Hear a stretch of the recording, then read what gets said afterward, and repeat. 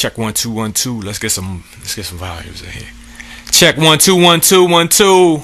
My offer the great disaster. Don't get confused about my way of life. It's not gangster, it's militant, ill intent. I mastermind and leave a federal building bent. Build a tent and live in the wilderness. Shop in a tree branch, in a river spearing fish. I'm fearless. Every now and then you might find a video of me through my media pipeline. It's wartime. Check 1 2. The irritated genie. Ready. Southpaws in the house.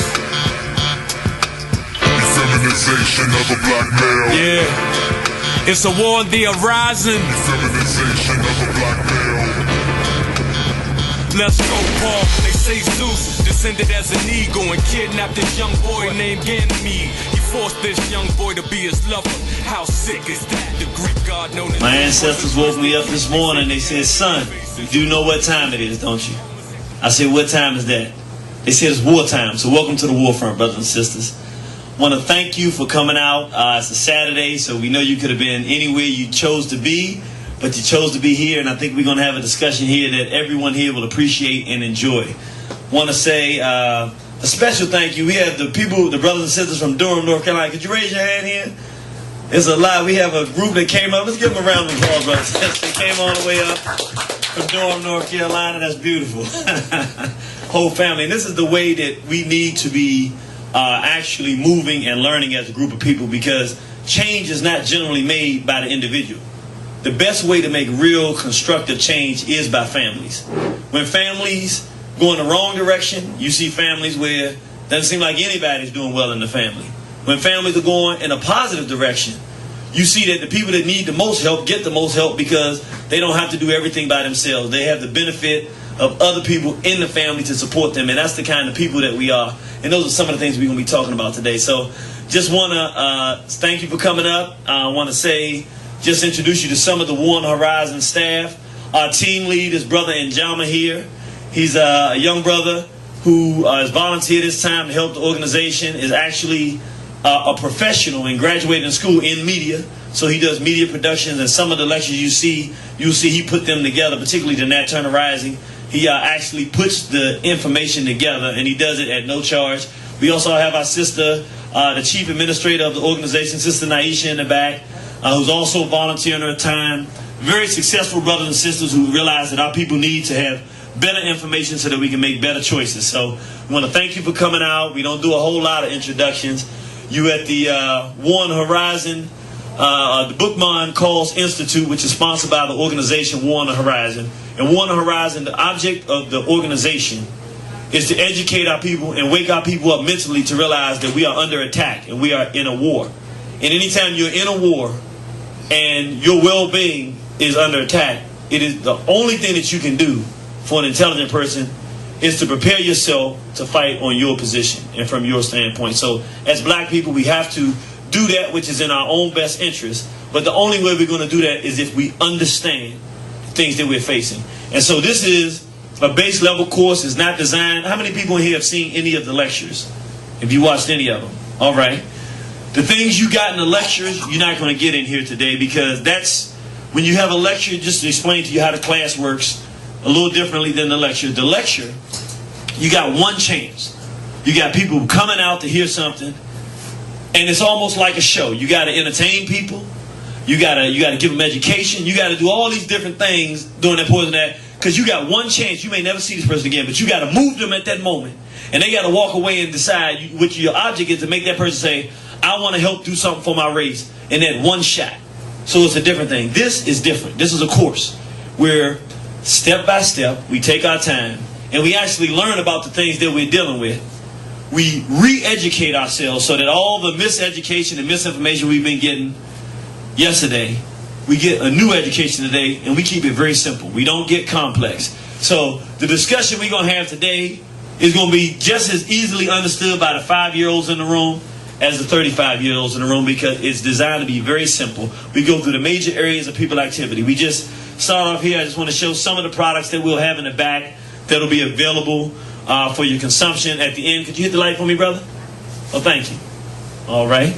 some of the things here. These are some of the lecture DVDs. The Feminization of the Black Male series is the most popular one. It goes with the book War on the Horizon, Black Resistance to the White Sex Assault. And the purpose of this book is for us to understand that we would call it sexual terrorism now. Meaning, no matter where black people are on the planet, the whites have systems in place where they target children for sexual abuse. Whether it's mental sexual abuse, turning on the TV and seeing things that a child should not be exposed to, whether it's actually promoting pedophilia, people putting their hands on children and disturbing children.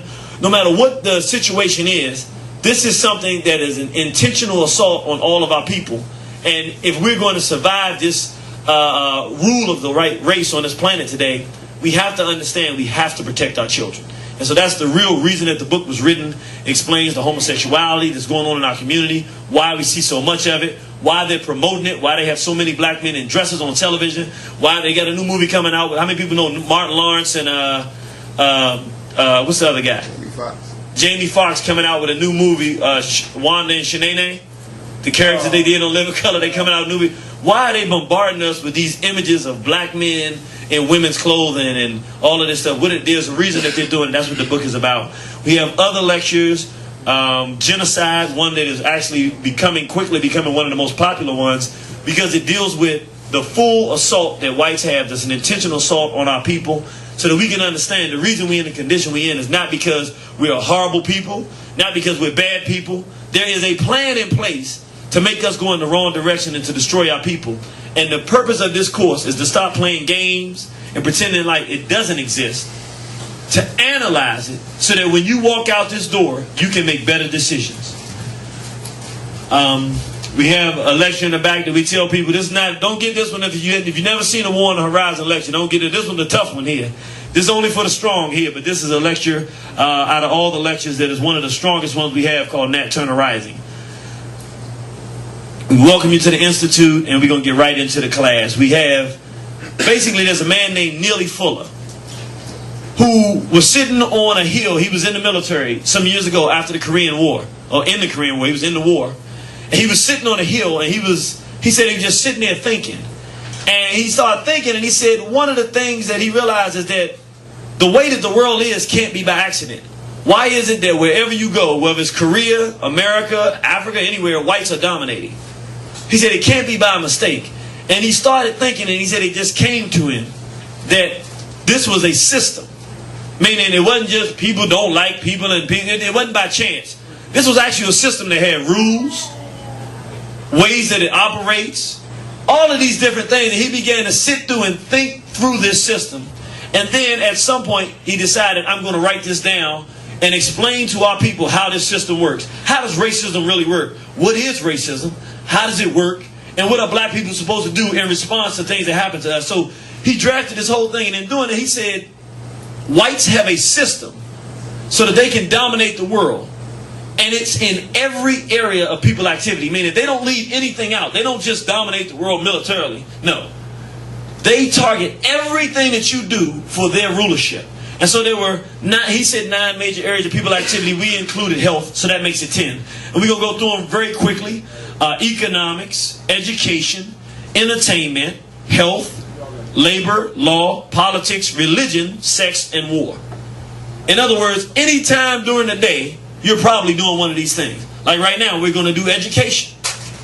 So at any given time during the day that you're active and doing something, you're probably involved in one of these things. And what he said is that the whites and their system of racism, white supremacy, targets controlling and dominating black people in every single one of these areas. Thus far, we've already tackled economics, labor, law, politics. We've also done sex and health. So now we're on the topic today of religion. And I start with this picture because in order to have this discussion, I want you to understand we're going to talk about religion and spirituality today. What it is, what it's supposed to be. It's not going to be a very sophisticated conversation. It's going to be very, very simple. And it's not going to be, most of it is not going to be talking about what's going on today. In order for us as black people to understand spirituality and religion, we cannot start with something that was given to us. We have to understand something. And this is not an insult to anyone. We're only here to be honest and tell the truth the way it needs to be told. But all of the established religious orders that black people participate in today, the major ones, Christianity, Islam, Judaism, Buddhism, each of these religions is one that was given to us by somebody who didn't like us. It's not an insult. It's just the truth. Meaning, we did not call ourselves Christians before they put us on slave ships and brought us to America. We did not call ourselves Muslims before the Muslims came and the Arabs came and invaded Africa and told us that we had to call God Allah. I mean, the process was through the sword or through enslavement where we got the religions that we have today. And so the problem with our people is that we start talking about religion and spirituality from a contemporary position, not considering how we got into this. So what we're going to do today, before there was an Islam, before there was a Christianity, before there was a Judaism, there were black people and we did beautiful things. We're going to look at these things. There's nothing I'm going to tell you that I'm not going to show you. I'm not going to tell you we did something. I'm going to show you where it is. I've been there. I put my hands on it. This was you. This is what you did. This is what your ancestors did before somebody else came and told us to believe what they wanted us to believe. Our point is, and this is something, it's going to be a lot, but it's the truth. If you want to know if a people are spiritually free, if you want to know if they're intellectually free, ask them the name of their God. If the name of their God reflects them, their culture, and their multitudes of generations, going back to infinity, a name that accurately reflects those people, then those people are probably spiritually healthy. They're probably mentally healthy. If you ask them the name of their creator, and that name is a foreign name, then you can pretty much guarantee that there's a foreign person dominating those people. Meaning, whoever that person is, whatever the group they belong to, the fact that they believe in a God that does not reflect them, their language, their culture, and their history, back generations, it means that those people are being enslaved by somebody. And you don't have to go far to find out who their slave master is. All you have to do is say, if I take that name and trace it back, what race does it go to? And whatever race that name belongs to, that's who's enslaving those people. That's the reality. And so I show this picture because it accurately reflects the condition of black people today.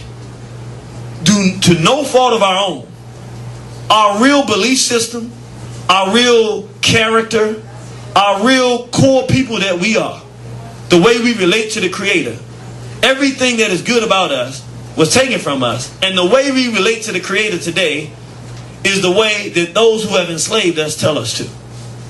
The problem with that is they enslaved us for the purpose of keeping us enslaved to them. So even if their religion or their spirituality could lead us to freedom, they will change it to keep us enslaved.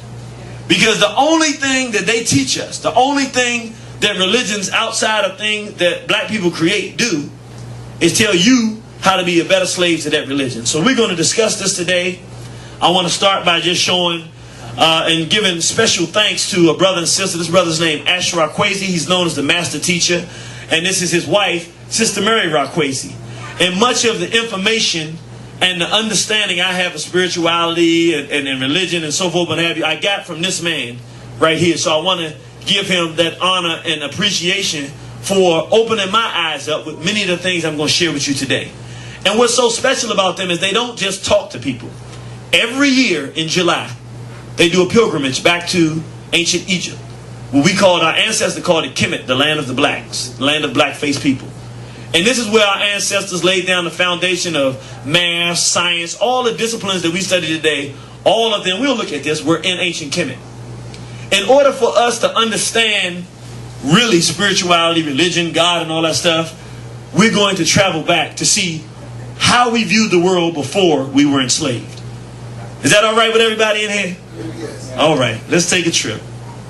Now, these are some of the temples in Kemet as you see people on the trip. And it's a fun trip because children like it and everybody like it, because when you walk into these temples that our ancestors built, they're some of the grandest temples and structures on the planet today. Some of them, like the pyramids, of course, we'll take a look at, are so sophisticated in the way that they were structured, modern science cannot rebuild a pyramid. The Japanese tried and it crumbled before they got halfway up. The science that our ancestors used to build pyramids was so sophisticated, they can send an astronaut to the moon here in America today, but they can't rebuild a pyramid. Meaning we were operating with such greatness that today we cannot be duplicated. And so it's beautiful to walk back into these temples, because if you can get half a glimpse of some of the things, every square inch of the temple, there's some writing on it. There are pictures of black women with locks or with braids. There are pictures of black men as kings and gods and goddesses. Everywhere you look is all pictures and stories about decency and doing the right thing. Brother, if you want a seat, we have some up here up front. You got to come on around and get on up front. All right. Got a packed house today. And so these are just some of the temples and some of the things. And so I tell everybody, one of the best things you can do for your life and for your children and for your family, if you get a chance, make that trip to the Kemet New Know Thyself tour. It is an eye-opening experience. It's nothing creepy or spooky about it. The hotel accommodations are beautiful. And the information that you learn about your own ancestors, your own people, is rejuvenating, because it allows you to know that that greatness that you feel inside, that in the world that we live in today, you just can't feel it, to find a way to let it out. There is greatness inside of every black person, and we should be a proud people. We know that we are proud people and a positive people because what we have produced. As it relates to our discussion, we want to know, we're talking about religion and spirituality. Well, what is religion? A lot of times, we use these terms that have been given to us, but we really don't have a common understanding. All religion is a system of beliefs that a group uses to justify its behavior / its spirituality. In other words, a religion is just a group of ideas, a system of beliefs. It doesn't have anything to do with whether they're true or not. That's not what makes a religion. A religion is a group of people agree to a group of beliefs. We believe this, that, and the other. And the purpose is to justify their behavior, whatever it is that they want to do. So, good example, let's use two races, the white race and the black race. White folks, religion is a group of beliefs they have to do what? Justify going around raping, robbing, and terrorizing the world. So, they created a religion that's called Christianity, and under the guise of their religion, it says they have a right to go around to the rest of the world because you don't believe in the God they say you should believe in, and they can take all your land, they can kill you, they can rape your children, they can do whatever they want to do to you under the guise of their belief system. And when they give you their belief system, now you must comply to do the very same thing they said. Allow them to take all your land, allow them to take yours, allow them to brutalize you, allow them to do all that kind of stuff. That's all the religion is. If you're trying to make the religion match with what it says, then you're confused. You don't actually, the things that people tell you are not the religion. What is practiced is the religion. In other words, white folks in the Bible says, thou shalt not steal. But it was Christian white folks that came and kidnapped us from Africa. They didn't just steal land, they stole us. Well, obviously, they're not practicing those guidelines they wrote down, because that's not the religion. The religion is white supremacy. The religious name for it is Christianity. And the object of it is to make you, for them, is to be able to take and rob and steal from you under the guise that it's okay because God said so. And the object is for you to believe that it's okay for them to steal from you, brutalize you, harm you because they said so, because you believe the religion. So that's all they designed the thing for, and that's what religion is. For African people, today, religion is just that. A group of beliefs. We believe that it's okay for white folks to brutalize and take us and everything like that because God gave them the right to do it. And really, at the end of the day, that's what this religion that most of us practice in this country, Christianity, does. It allows us to justify, because otherwise, if we didn't have this religion, we would not tolerate the things that white folks do to us. But because they trained us with it to turn the other cheek, and now we know that it's not their religion, because when they said the towers in New York got bombed by some Arabs, they didn't turn the other cheek. They didn't do none of the stuff that we're taught to do. They went out there and bombed, and again, justified what they wanted to do to other folks. Rape, torture, pillage, all that kind of stuff that they're doing over in the Arab world. That's what they do. If you cross them anywhere, that's what they do. That's their real religion. What they give us, that's supposed to be our religion, is that it's okay for them to do that. Now, What's the difference between religion and spirituality? Spirituality refers to the degree to which something lives according to its nature. By doing what its nature is designed to do, it moves closer and closer to the Creator. In other words, the bird, when you look at the bird, it flies. The birds mate in whatever way that they mate. We don't go teach the birds how to mate. It's something innate that the Creator put in them.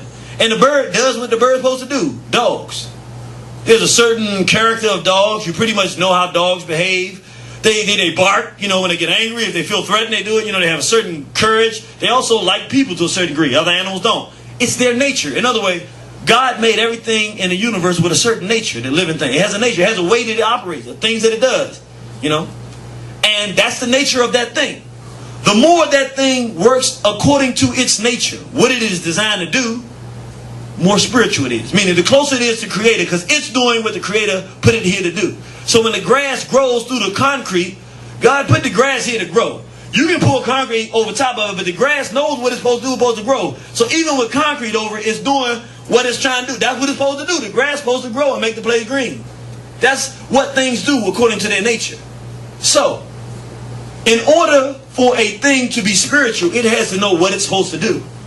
I'm about to say something to you. It's very revolutionary, but we're going to keep it simple, but it's true. The problem with the world is the white race. But out of everything on this planet today, out of all the people, they're the most spiritual.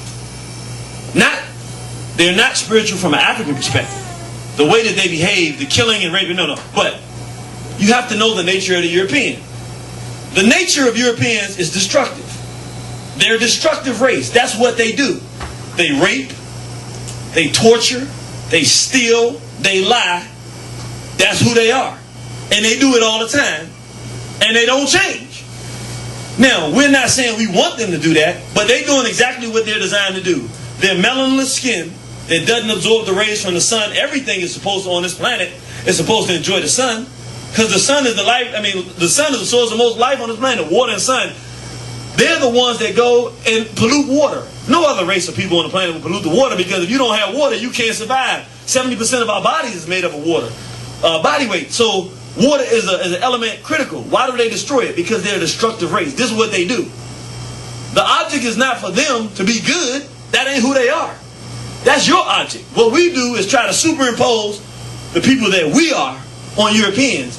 The problem and why black people are struggling spiritually and why we don't feel right is because the challenge for black people is not to make white folks good, but it's for us to be good. So we're trying to live a decent life, but we're avoiding the natural consequence of the fact that there's somebody here disturbing life on the planet Earth. What I'm saying by that is, it is our nature to want to do what's right.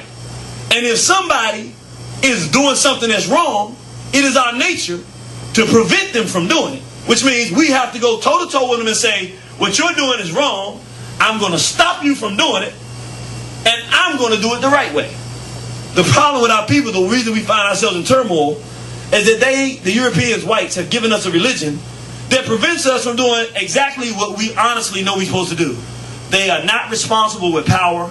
They're violent. They're dishonest. We are supposed to take their power from them.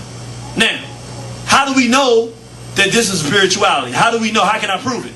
Think about the people, and we'll show pictures later, but who are the people that we celebrate? I want you to really think about this. All the people that we find to be our greatest heroes. Name me some of the names of the people, whenever we talk about great black people, name me some of the names. Martin Luther King. Martin Luther King. Name me some more. W.E.B. Du Bois. Name me some more. Booker T. Washington. Name me some more. No, I'm talking about historically. Hey, well, I'm saying, but I'm talking about the people that we celebrate the most. All black people.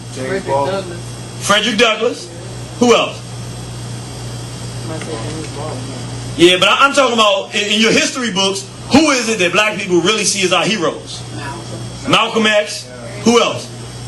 Somebody said Harriet Tubman. Who else? Sojourner Truth. What did all those people do? They were fighting against white folks. Right. In other words, that's how black people get to spirituality. It's not going to be a very complex discussion we're having today. The spirituality is all, and this is the thing to understand. Religion never has to change. It doesn't have to. Spirituality always changes because your circumstances change. Meaning if you're in a peaceful environment, then you live according to your nature and you build things. If you're in an unpeaceful environment and you're a peaceful people, then your purpose is to bring peace back. Spirituality changes according to your circumstance, where you are in space and time. You have to know who you are and what you're supposed to be doing. And according to that, when you want to know the Creator, it's not about no thing that you say. It's about, are you doing what the Creator will want people to do who feel as though they are righteous people? If you are righteous and decent people, and there are people doing indecency and unrighteousness, you're supposed to stop them from doing it. And that's why we say Harriet Tubman. But because these people were people who in a time when our people were under siege, and they fought the hardest. And so we see them in almost a religious fashion. We see them as spiritual. Why? Because they did the things that we needed as black people to help make our condition better. And so we're going to see that when we go back in time, this problem that we're facing today of being confused about religion and spirituality is something that our people have been facing for thousands of years. Let's go back before we had whites dominating African people. Let's go deal with some African spirituality. When we go back to ancient Kemet, there was a story. It was the first creation story. It is actually the place that Christianity gets what we call the Trinity, God, the Father, and the Holy Ghost. It is a story that was around a few thousand years before the Europeans adopted any sense of religion and used it. It was a story of a god named Asar, a goddess named Aset, and they had an immaculately conceived child named Haru. Let's talk about the story and what it meant. Our ancestors created stories, spiritual stories. We were not supposed to believe them in reality. The purpose of the story is to tell the people who they are and what they're supposed to do. I'm going to tell you this story that's thousands of years old, and what is going to be so remarkable, this story that occurred 3,000-4,000 years ago is the exact same story where we are today, which means our ancestors knew who we were. It is a story. The first man and woman, the first god and goddess named Asar and Aset. You had a just man. He was a decent man and he was a benevolent ruler of the land. He was a good king. They called him the Sultan in Kemet. And he ruled over the land of Kemet, Egypt at that time, which was the greatest nation on the planet during that time. And he had a wife named the goddess Aset. Her name was Aset. And they loved one another and they ruled the kingdom together. Well, he had an evil brother named Set. This evil brother who for no apparent reason was jealous of his brother. He was jealous of the fact that he ruled the throne. So he decided he was going to undermine him. So he invited him to a party and he murdered his own brother. And he killed Asar and he cut him into many pieces, 14 pieces, and spread the body throughout the Nile. And so when Asar's wife, Aset, found out that her husband had been killed, she went out and she gathered all the pieces of his body that she could find. And she found all the pieces except for his phallus. And so she put all the pieces together. And through her love for this man who was physically slain, even though he was physically dead, his spirit came to life. What are we talking when we say a spirit? Every person in here has what we call a spirit. It's something that you can't see physically, but the physical body is the shell. But what makes the person what we call intelligent? What makes the person we say funny? What makes the person when they walk in you say that person just got a good vibe? That's the spirit. The thing inside the person, that's the real person that you know. You don't just know the physical person. The real person that you know is the one that's honest or dishonest, the one that has courage, the one that you like to hang around because they're just cool and laid back. All those descriptions are the description of the real person. That's what our ancestors call the spirit, because you can't see it, but that's the real person. Ain't nothing spooky, ain't no ghost going and floating in the sky. When people say spirit, we just talking about the real person, the way they are. Not the physical person, but the real way that person is. That's the spirit. And so, she loved the man so much, his physical body couldn't come back, he was dead. But his spirit came back to life and impregnated her. Now, what is that story about? Can that really physically happen? No. But what is the story about? The story is saying that as black people, our general nature is to be kind and benevolent. But throughout time, we're going to face circumstances of assault. People are going to attack us because of our goodness. It's going to happen because our nature is good, and because evil exists, it will exist and come and attack us. But when it attacks us, no matter how bad things look, we always have hope. It's a story about hope, because a physical man who's dead, a wife who's never been impregnated, then there can be no child. It looks like everything is over. The idea is that even though it looks like everything is over, our ancestors said we are a people who are always forever hopeful. No matter how bad things have been or haven't, there's always a future tomorrow, and we should never give up. So what happened? She gets pregnant with a child, and now the child comes back. Here's the part that's important for us to understand in our spirituality. This is our people. This is our ancestors telling our collective story. This story will be 1,000 years in the past and 1,000 years in the future. As long as we're on this planet, this is who we are. When her son was born, she had the option. She could have not told him about what his uncle did to his father. She could have tried to raise him to forget all of that and live a new life and just blend into the society. No. What did she do? When he was old enough to understand, she said, your father was murdered by your uncle. And your uncle is sitting on the throne now. And the kingdom is in disarray, it's warfare, famine, and all of these things. And it is your job as a young man to avenge your father's death. To go to battle with your evil uncle Seth and defeat him in battle and restore the kingdom to balance. In other words, yes sir. Lion King? I like that, brother. Oh, I see that brother pulling out. Let me say what the brother just said. The Lion King. Exactly. Let us talk about the movie The Lion King was written by a black man who obviously understands the history of black people. Sometimes our people get in positions of power. They may not tell us, hey, this is the story of your ancestors, but you end up loving it because they're telling you your story and that you have hope. Let's talk about The Lion King. I'm glad you said that, brother. I don't always bring that stuff up because it sounds like conspiracy theory, but since my brother put it on the table, we can talk about it. Let's talk about this story, and then I'm going to relate it to The Lion King. Haru is raised. He goes out to battle. In battle, we talk about physical battle, warfare. He defeats his evil uncle Seth. He restores the kingdom to balance. And he is once again the benevolent ruler of the lands again. Now, this was prior to the Atlantic slave trade, but we had experience with whites. So you can look at the evil being any evil, white or any other evil that come and try to destroy good. In The Lion King, they took that same story, but they were really talking about black people and the white race. Let me show you how they did it. It was a brother who wrote it. That's why he was able to get away with it. And all the white folks saw it was a good story. They didn't really catch all of the underpinning metaphor that they were talking about. It was talking about black people. First of all, how many people saw The Lion King? Alright, let's go at it. What was the son's name? Simba. Simba. What kind of name is Simba? African name. African name. What was the father's name? Yeah. Mufasa. What kind of name is Mufasa? Ooh, Mufasa. You remember that, right? What kind of name is Mufasa? It's an African name. What was the evil brother's name? Scar. Scar. What kind of name is Scar? European name. It's some kind of, it's not an African name, right? Why is it all of a sudden he didn't have it? Now, what happens? The evil brother, jealous of his brother's rulership, tricks his brother into getting killed. Now, his son is chased off and it looks like everything is gone. The land has been destroyed. Who did it get destroyed by? Let's think about it. You had the lions in the kingdom and the elephants and all that was beautiful and green, right? The evil folks came from where? Elephant graveyard. The elephant graveyard, that cold place. Remember? Yeah. They looked over there and they said, you can go anywhere, Simba, but don't go over there. It's a place of death. And I mean, when he went there, it was morbid, it was desolate. What is that representing? Europe.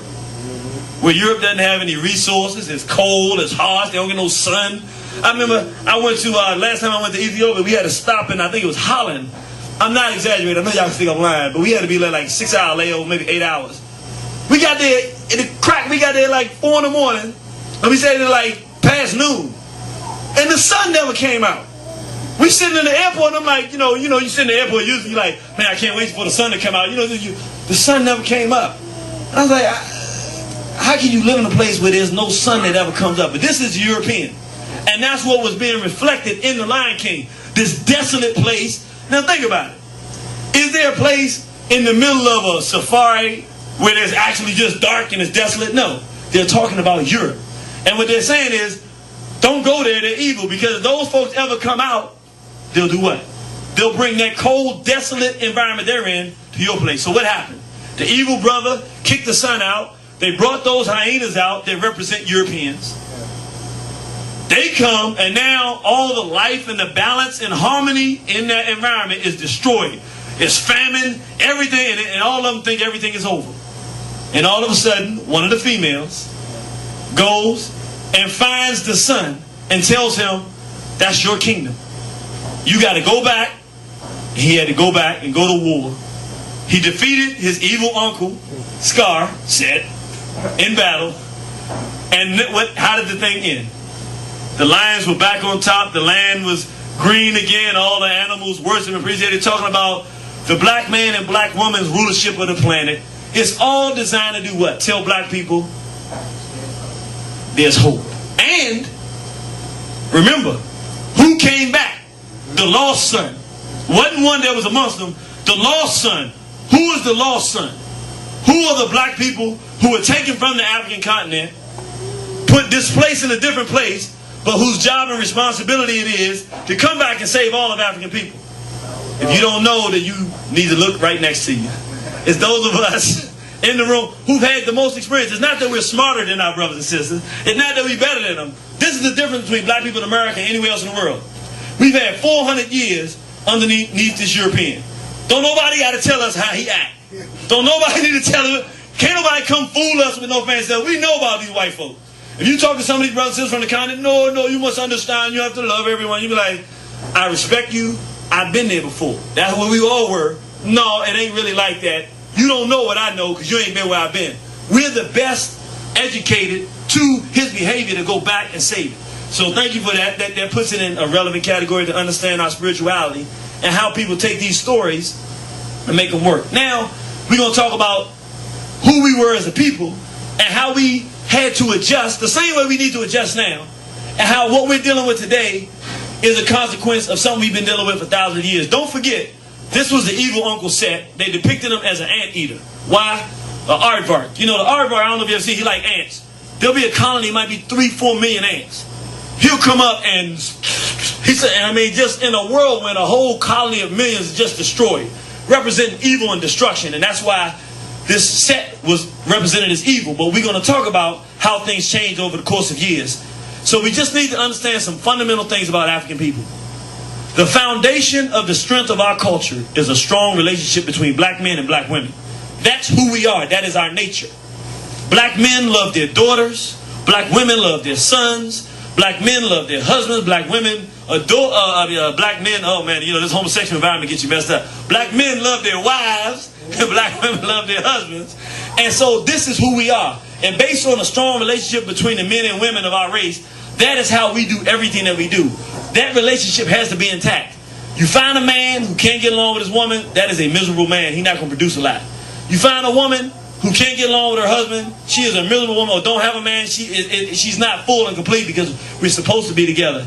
You find a woman, something happened to her son, ain't nothing like that in the world. And a man don't even think about doing nothing to his daughter because that's everything to him, because that relationship between man and woman is everything in our people. And as a consequence, whenever we had a creator, all of our stories, Asar, Aset, and Haru, we just talked about, an immaculately conceived, a man, a woman, an immaculately conceived child. There's always a God, there's always a goddess. Everywhere there's a goddess, there's always a God, because it's about balance and that unification. Why? Because we, as a people, our nature is for man to be with woman and to build that relationship. That is the core of our spirituality. Hence, we can't have a creator story or creation story or God story without the female in there. That's why if you've seen for thousands of years, black men, if you even go back to the 1920s, if you said something about a black man's mother, it was going to be a serious fight. The nicest black man in the community, you can talk about his father, he might laugh that one off. Say something about his mama and you got a beef. Why? Because for thousands of years, we have always respected the principle of the goddess, the black woman. And so this is important to understand because, again, if you want to know if a black person is spiritually and mentally healthy, the question is, do they have some kind of goddess concept? Even if they don't say a goddess name, can they tell you, nah, man, a black woman is special, man. A woman is a mother. If they can't tell you nothing special about a woman, then you know that that black person, particularly a black man, is not healthy. Or even a black woman. If they can't tell you something, because for our people, the woman is sacred because she brings life. And so the black man traditionally, before this environment we're in now, looked at the woman as closer to God because it was only through her he would even be able to have a child. So she was his greatest gift because she could give him a child. She was the best thing coming. There was nothing else in the world but the black woman. Everything he did for her. Even today, in a perverse kind of manner, it's perverse, but brothers, everything they do for women. Why do you think bro wear them nice shoes like that? He want to attract you, sister. Why do you think he wanted spinning rims and he want them spinning? He don't necessarily need to spend no more money to spin his rims, but he wants you to see the rims spinning. I tell you, he got something because he wants you. Men do everything they do for the women. And so, that is part of the core of our people. That ain't how Europeans are. That is our spirituality. And so, we talk about another part of our spirituality because we have to know ourselves, learning. I want you to understand this. The way whites have it now, they don't ever want us to get information and learn. So they don't want us to learn astronomy, astrology. They don't want us to learn anything, science and math. The reason is because that is the core of our people. Meaning, after we had fought and defeated any forces around us that would threaten us, now we were living in a black environment. All we would do is study, learn. Why? Part of our spirituality as African people is what we call enlightenment, knowing. Meaning we want to understand everything. The best way to understand the Creator is to understand the creation. Thereby you can build and produce beautiful things. For instance, a good idea. This is a man named Imhotep who became worshipped. He's the world's first multi-genius. He was an architect. He's a mathematician. He was a physician. He used to do brain surgeries. He was a surgeon. He was a master knower of multiple things and disciplines. And out of his knowledge and work that he brought forth came many disciplines. Like we say, architecture, engineering, mathematics, all these things because of his vast knowledge. His thing was to understand everything. This is the nature of our people, though. We don't want to be unhealthy. So we study the plants and stuff like that to find something that has healing potential. That is getting to know the Creator, because the Creator put the answers here for you. It's up to you to figure those answers out. Now, that doesn't apply to everybody. White folks don't think like that. We got to stop trying to mix and match. Religion don't work that way in spirituality. It's about your nature. The dog does not have the same nature as the cat. But if the dog tries to create a religion that includes the cat, if the cat goes into it, he's crazy because he's going to get eaten. There ain't no universal spirituality like that. Every group is supposed to act according to its nature. So this man, Imhotep, if you go to the early temples in Kemet, you see him here, you see them here. He had a stethoscope. It's over 4,000 years ago. We thinking modern medicine. Ain't nothing modern about this stuff. Here's the birthing stool. The hand stool where he washes his hands before he does the surgery. And if you get close to these things, if you talk to anybody in this field of medicine or a doctor, these are the same exact instruments. This is over 4,000 years ago. Same exact instruments they use today to do surgeries. We were doing this thousands of years ago. But we did it. This is the world's first pyramid. It's called a step pyramid. Designed, he was the architect of it. Again, a man of many disciplines. What was it? Our ancestors, in the absence of anybody else. In other words, what is your real true nature? You know your true nature when there's nothing else influencing you, nothing else impacting you. Our nature was to develop strong relationships between men and women, and to build and to show the Creator that we respected God. In other words, we respect God, and the way we prove that is we build beautiful things that show our mastery of math and science and the universe around us. That's how we did it. And so, this is very important, this foundation I'm laying, because we're going to understand what our ancestors had to do. Because when things change, you don't stay in the same place. There's nothing spiritual about that. Things change. That is a part of the universe. When they change, you change accordingly. Now, we built these pyramids, some of the greatest structures again. The modern math they have today cannot build these pyramids. Why do we build these pyramids? This is called the Giza Plateau. We're going to talk about what our ancestors were doing in our spirituality. And it's something that you've heard before but had no idea where it came from. Now, these three pyramids that you see here, what they call the Giza Plateau, Khufu, Khafre, and Menkaure. They were a father, a son, and the grandson. Each one of them had these great pyramids built. they were built not just to build them. They were tombs for, this is what our ancestors believed, that when they died, their spirit, if they lived a good life, he was a good king and the people, he did good by the people, his spirit would travel back to Asar, the great father, and the great goddess of Set, and he would see the creator again, and he would become eternal and live forever as a spirit. That's what our ancestors believed. We didn't believe we died. We believed that the physical body died, but if you was a good person, not everybody, but if you was a good person and did your best, and your good outweighed your bad, then you would go and live forever. And so, we had studied so much, and we were building so much, and we had mastered so much, that we wanted to show the creator that we had mastered these things, and how much we respected the creator in learning. And so we built these pyramids to say what? If you look at this, there's 7 stars. I mean, there are millions and millions of stars, but this particular group of stars was used by our ancestors for thousands of years to predict when floods would come, how high the water would be, when drought would come. They were able to measure these stars and determine time and what was to come and predict. They were able to say, okay, if the stars at this point, then this is what's going to happen. They actually began to study. Now, again, that's somebody sitting down. How they picked those 7 stars out of all the stars in the sky, I don't know. You don't know. But those are the 7 ones that they picked. And out of those 7, they were able to build the greatest, all the disciplines we see. And so, they took that understanding and attached it to the creator and the understanding of the creator. Now, you've heard this, so you want to listen to this, because you know it, but you ain't know what you was talking about. Now, if you see these 3 stars here, they're kind of aligned. They're not exactly straight, but they're close. And then you have 4 other stars that are in kind of a box around them. And what this is, our ancestors called this the Great Father Asar. They just took the God concept and put it into the stars. And so they said, there's a certain day on December 25th when all of these stars are perfectly aligned. And then there's another star that rises high when that happens. It's called a star series when that happens. That tells us, basically what it tells us is that when that happens on December 25th, you know, when you're going through the summertime, the days are longer. They get shorter and shorter and shorter and shorter. The shortest day of the year is December 24th. But on December 25th is when it begins to reverse, and the days get longer and longer and longer and longer. It's all about astrology. We studied this to understand it. So we understood that. And so the pyramids on planet Earth were built in direct alignment, which, again, you have to understand science. You know, if you go to the white boy science books and listen to them say it, they say what they did is virtually impossible. The exact distance that these stars are from each other, we talking about more miles than we can count, further than for us from our sun.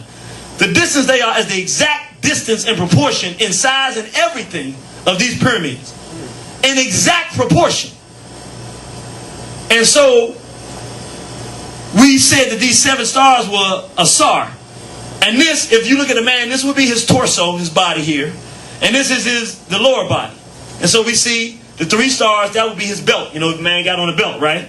So we called it Asar's belt. And what we were doing, we were building on earth that which we saw in the heavens. Saying, we understand your creation, we understand, we study. We said, listen, our Father, which art in heaven,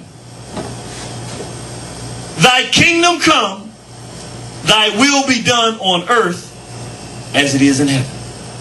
In other words, you created these 7-star alignments that we can watch and study and tell us what to do in life, and we produce this great world. And we have produced the likeness of those 7 stars right here on planet Earth, showing that we have studied you. Our Father Asar. That now, it gets translated into something that we say in our prayers by white folk, don't have no idea what in the world we talking about. We ain't built nothing at first. We just repeating something somebody told us. It goes directly back to something we did that was physical that's still standing today, that you only get when you go to the Europeans. Why do I tell you this? It's important to understand. When ain't no white folks around, when we not in the middle of fighting and battling, this is what we do. All our time, energy, and effort is spent studying and building beautiful things. Now, why did it change? Let's talk about why it changed. Very important history here. The first full-scale invasion, we had many thousands of years fighting back and forth, white folk coming into Kemet. Our society was very simple. Black men and women protected each other. We cared for one another. We tried to build civilized society. We fought with people that fought with us. They had never come in and fully taken over before. The first time that the whites, or what we call Asiatics, these white, they were just white folk before they had a place called Europe. They were barbarians. They didn't have an idea of right or wrong, none of that stuff. The first time they came, we didn't even let them into our land because they were homosexuals. They was into bestiality. They were into so many murder. They were just such vicious demons. Our ancestors said they can't even come around here because they don't know God. They don't have any spirituality. They're not trying to live according to any likeness. It's not true. They do have a spirituality. Destruction. They live perfectly according to that. But I'm saying our ancestors said that ain't our way. Don't let them in. But our kindness, just like we are today, our niceness, no matter what happens, we always so nice, want to love everybody. This is something we've been dealing with for 1,000 years. We start letting some of them in. Start trying to teach them. Then after we start letting some of them in, they start inviting more of them in. Now, we sitting there thinking we making friends with them. They sitting there plotting on our destruction. They're sitting there planning to come on a full scale. So they finally come in with a full scale invasion, rape everything in sight, destroy all the books of learning or the writings of learning, kill anything they come across, plunder anything they find. And I want you to understand, if we think it's bad the way we are dealing with Europeans, the stuff they do to us today, understand the people who for thousands of years have been doing nothing but studying stars, and they don't even hardly fight. If you see a fight, it's just two dudes fighting and then it's over. You know, we mediate. You're talking about a clean, upright people that really haven't seen violence and vileness of this nature. Imagine being the leading people on the planet. Everybody around the world wants to come to your land to learn something. You're the best of everything. And overnight, someone comes in and takes all your children and rapes and murders them. Start killing and raping your women. Start raping men. Start plundering resources. Taking things that it took you thousands of years to create this knowledge, and now this fool is just going to come. He don't have no respect for knowledge and just destroy everything. They ruled us for 200 years. Let's think about 200 years. 200 years for people who have been at the top forever, of being underneath of people who are completely destructive. You're beginning to lose your language. You're beginning to lose all your writing and your learning that you've got for thousands of years. This stuff been going on so long you can't count the time. When they asked some of the people how long that they were in Kemet back then, they said, we've been here so long, we were here when the sun rose in the west. I mean, we've been here longer than we can even put on paper. And they just come overnight and plunder it. Almost like Set, right? The ants, millions of them build it, and just overnight, just wipe it out. So, our ancestors said, we have to start changing the way we do business. This stuff doesn't work. It doesn't work because those folk come in and they do the same thing to us then that they doing to us now. Freakish, decadent, abusive, violent misbehavior. And so our ancestors said, we have to resolve this situation. So the first thing they said is, in order to resolve the situation, we can't do nothing until we get them out of here. They gotta go. So you have the people who had to retool all of their thinking. For generations, they've been studying it. No more studying now. Only thing you studying is warfare because you got to build an army to get these white folks out of here. Get them out. Get them out. Whatever they kill them. Do whatever you got to get them out of here because they're crazy. So now you're not sitting around all the beautiful things. No. Now, young man, you're going to kill. You got to kill. You got to destroy him. He's evil. You got to do that. We had to reprocess all of our thinking because that's what we were dealing with. We put an army together. It took us 200 years. There was a sister. Her name was Ahotep. And because there was a shortage of men, she was the queen, her husband had passed, she went on the battlefield herself. And she fought so valiantly, she lost an eye in battle. She became, they worshipped her as the king. And they gave her medals for being so brave in warfare. And it so invigorated the men that one of their women went out there leading the battle and destroying these invaders of their land, that then the men came back and her nephew, by the name Neb Petty Ra Amos.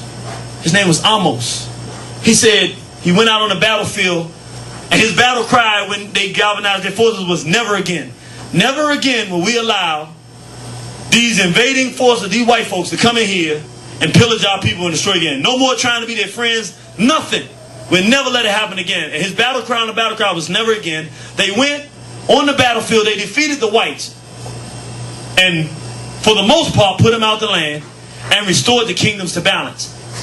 That's not why I'm telling you this story. I'm telling you this story not just because they beat the Europeans. Not just because it goes right in line with Asar said in Haru. We were dead, we were destroyed, but we had to come back to life. We had to fight a battle, then we could restore the kingdom. But now they start changing the way they did the kingdom because they said we have some deficiencies in our thinking. And one of the men that helped them do this is real good history. This is real stuff though. These ain't no people I'm telling you about that, you know, a lot of times we get into the David and Goliath and all that stuff. You can't find no history in none of people. Those are stories. These are real people. You can go see the actual person sitting there. This man's name was Men Kipparat Tahuti Mays. Now, I'm going to tell you why he's such a special man, because in the history of African people, we were a very balanced people, even in warfare. Like, when we fought wars, you always left the enemy a way out. So that if the person decided they wanted to retreat and quit, you just let them go. Our ancestors, after this happened, said we got to do something because these whites have been coming for thousands of years. We fight skirmishes. But now they saw if they ever win, we see what's going to happen. We can lose everything overnight. All this stuff, we made ourselves decent people. Everything that makes us a decent, we can lose it all overnight if they ever win. And with their mentality, they don't even know right. They don't even have a concept of right from wrong. We got to do something that has a long-term impact. The problem is, we had already defeated them in battle, put them out. They still had little kingdoms. The white folk had little kingdoms close to where we were. And we wasn't doing much about it because we were now in charge. That's our nature. After the fight is over, we want to get back to learning everything. And the priest who ran the community really said, nah, we need a different thinking. Because if these people ever get full scale, they will destroy us. They will exterminate us. They're not like us. They said, we got to do something. What are we going to do? And so they began the process of teaching the young people in the priesthood, look, you have to do something long term to deal with these white folks. You got to do something to deal with them. They said, you can't let them come back later and do this. So what they started doing was training them. And then they ran across a young man. His name was Men Kipparat Tahuti Mays. He was a botanist. He was studying botany. Very short brother. But there was something about his character. He was an extremely mean-spirited person.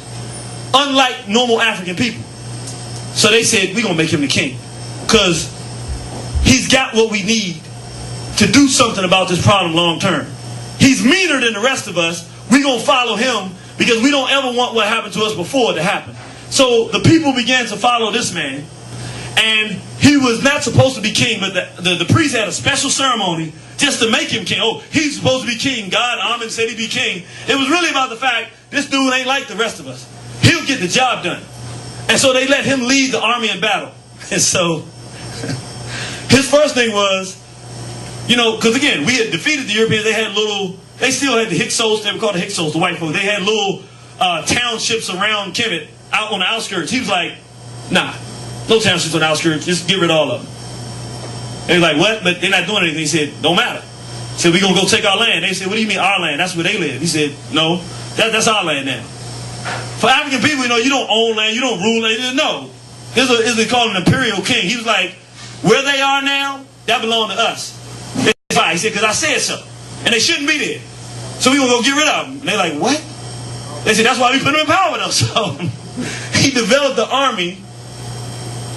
And if you see what he did, is a place called Megiddo. Why is that for many people who are Christians, why is that relevant? The term Armageddon comes from the city Megiddo. He went into this town where they were and just started exterminating. And when he finished, again, in battle, you know, in African history, somebody losing a battle, you take prisoners, whatever. He ain't taking no prisoners. He chopped up every white thing that was in sight, everything, killed everybody. And the people that came behind it, it was such a different look on a battlefield, such destruction that the carnage he had created. They said the end of the world is going to look like this, and that's where we get the term Armageddon, the end of the world. But he didn't stop there. He had 14 battles, he went all the way as far as what we call Saudi Arabia. Just completely annihilating them. We don't want them nowhere around because I don't care what they're doing now. I know that they're plotting to come and hurt our people. I know what their ideas are. And not only are we going to go up there and destroy them, we're going to move here so they can't come back. So he just started taking other land and moving large members of his family. People started raising black families there. So we just going to take the land. That way we don't have to worry about them coming in slowly. They can't come in nowhere they can't be. This is our land now. He went all the way up into Asia.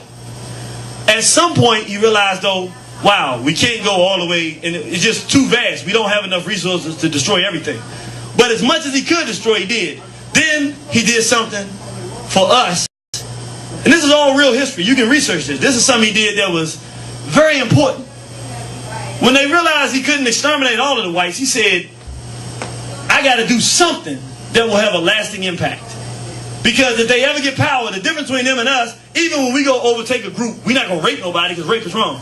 We definitely not going to destroy them and make them not be able to marry each other and destroy the institution of marriage. We won't do that. We'll just rule, but we're not going to plunder them and destroy them entirely.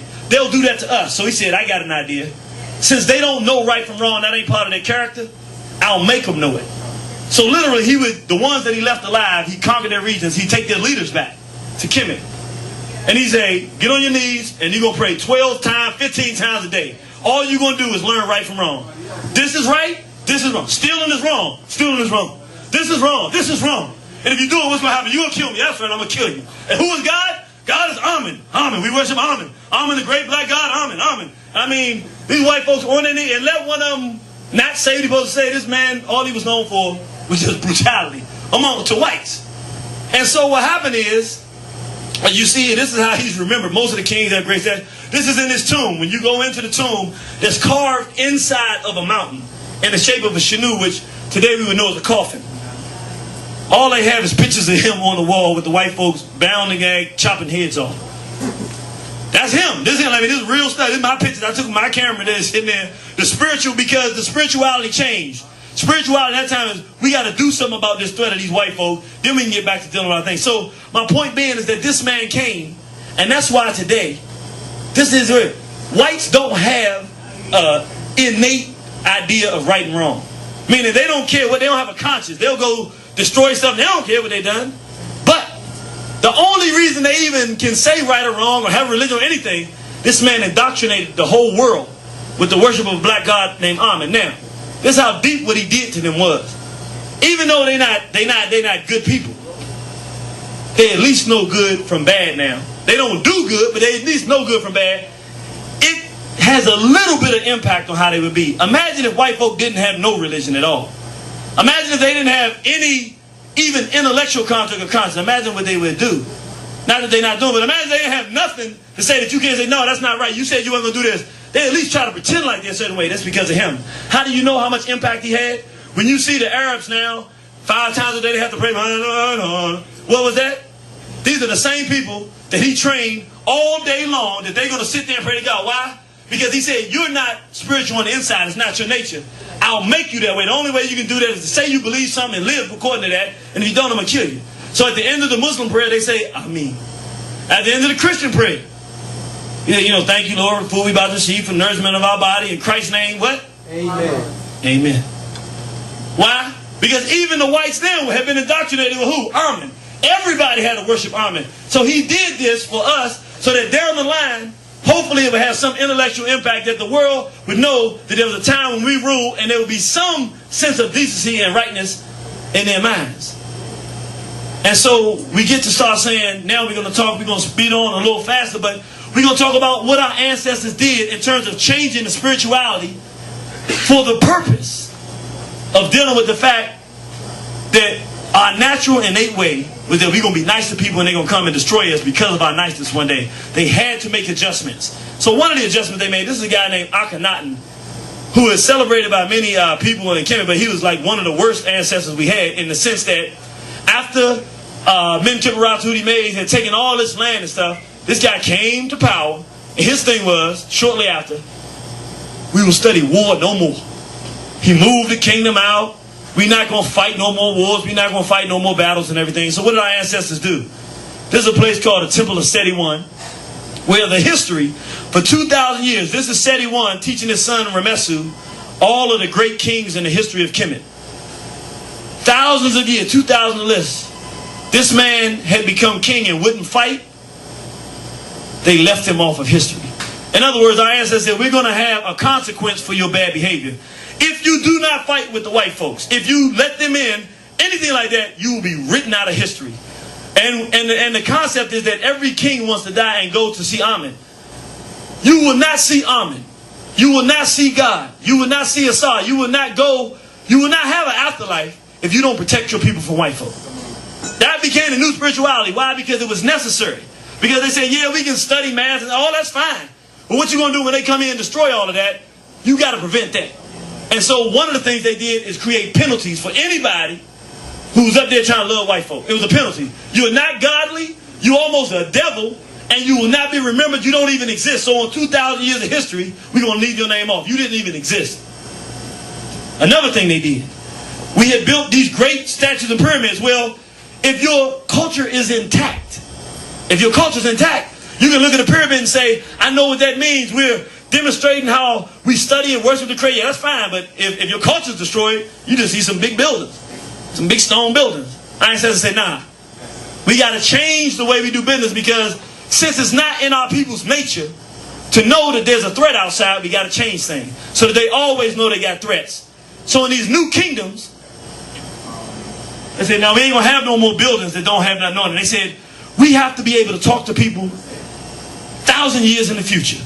How can we tell black people that you must, in order to be spiritual and see God, you must destroy white folk. You must fight your enemies. You got to do that or else God won't receive you.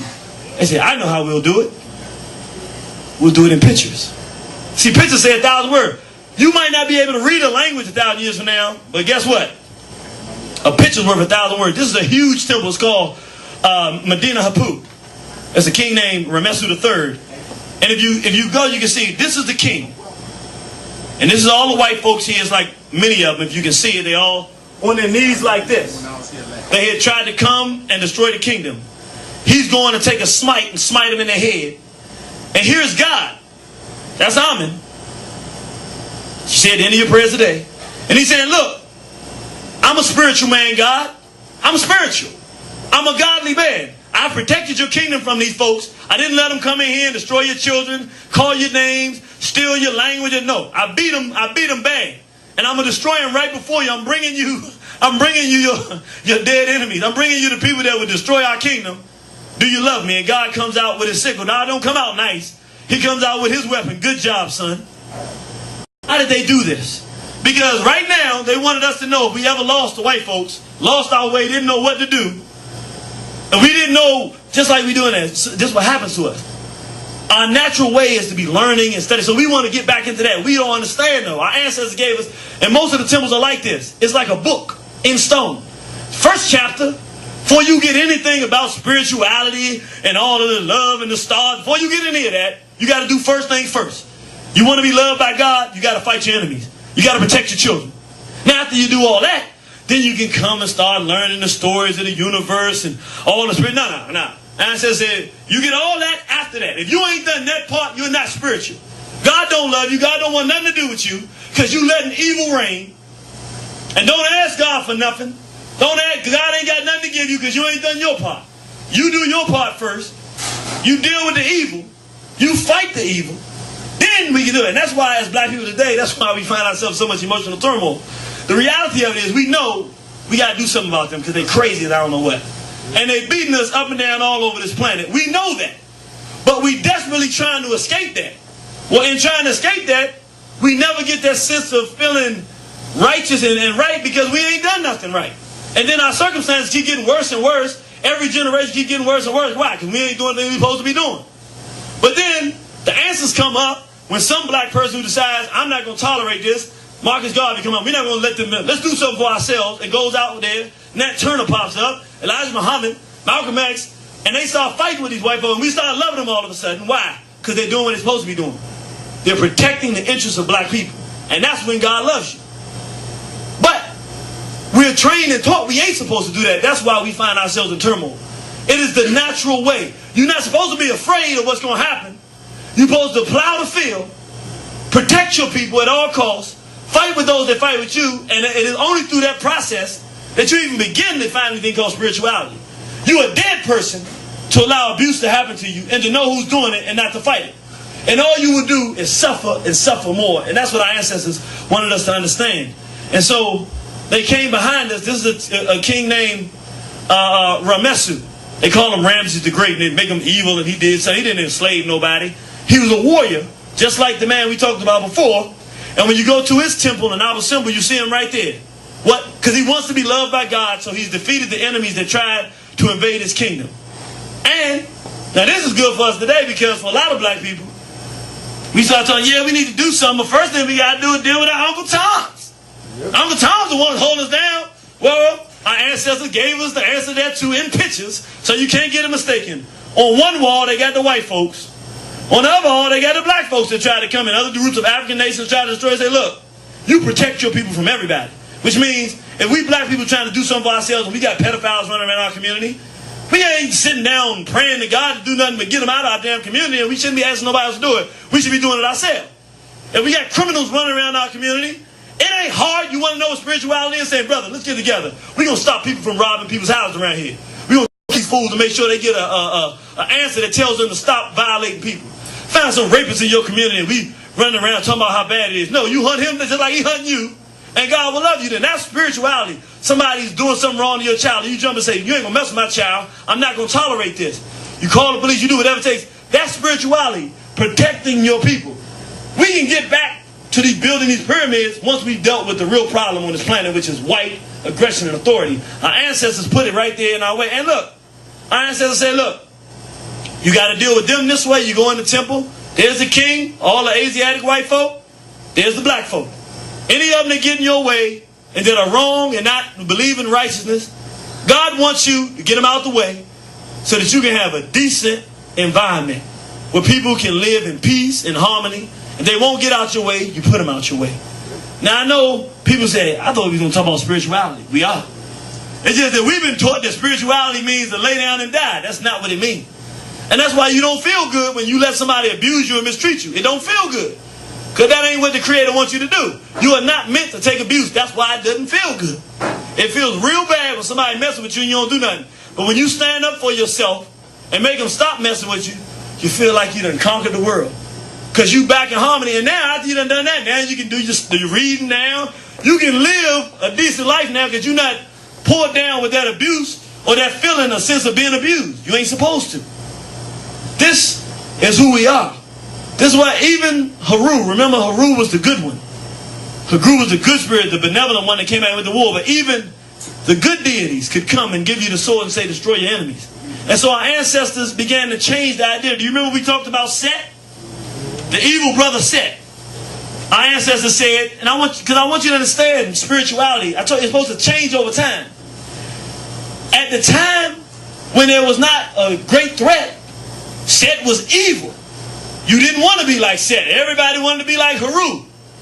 After our ancestors realized that if we did not fight with these whites, and if we did not maintain a level of aggression even when they weren't around, that when they did come, they would destroy us, our ancestors start adjusting. Everybody walk with your left foot forward. All these statues you see walk with their left foot forward. What is that? It's called the Nesiamsu.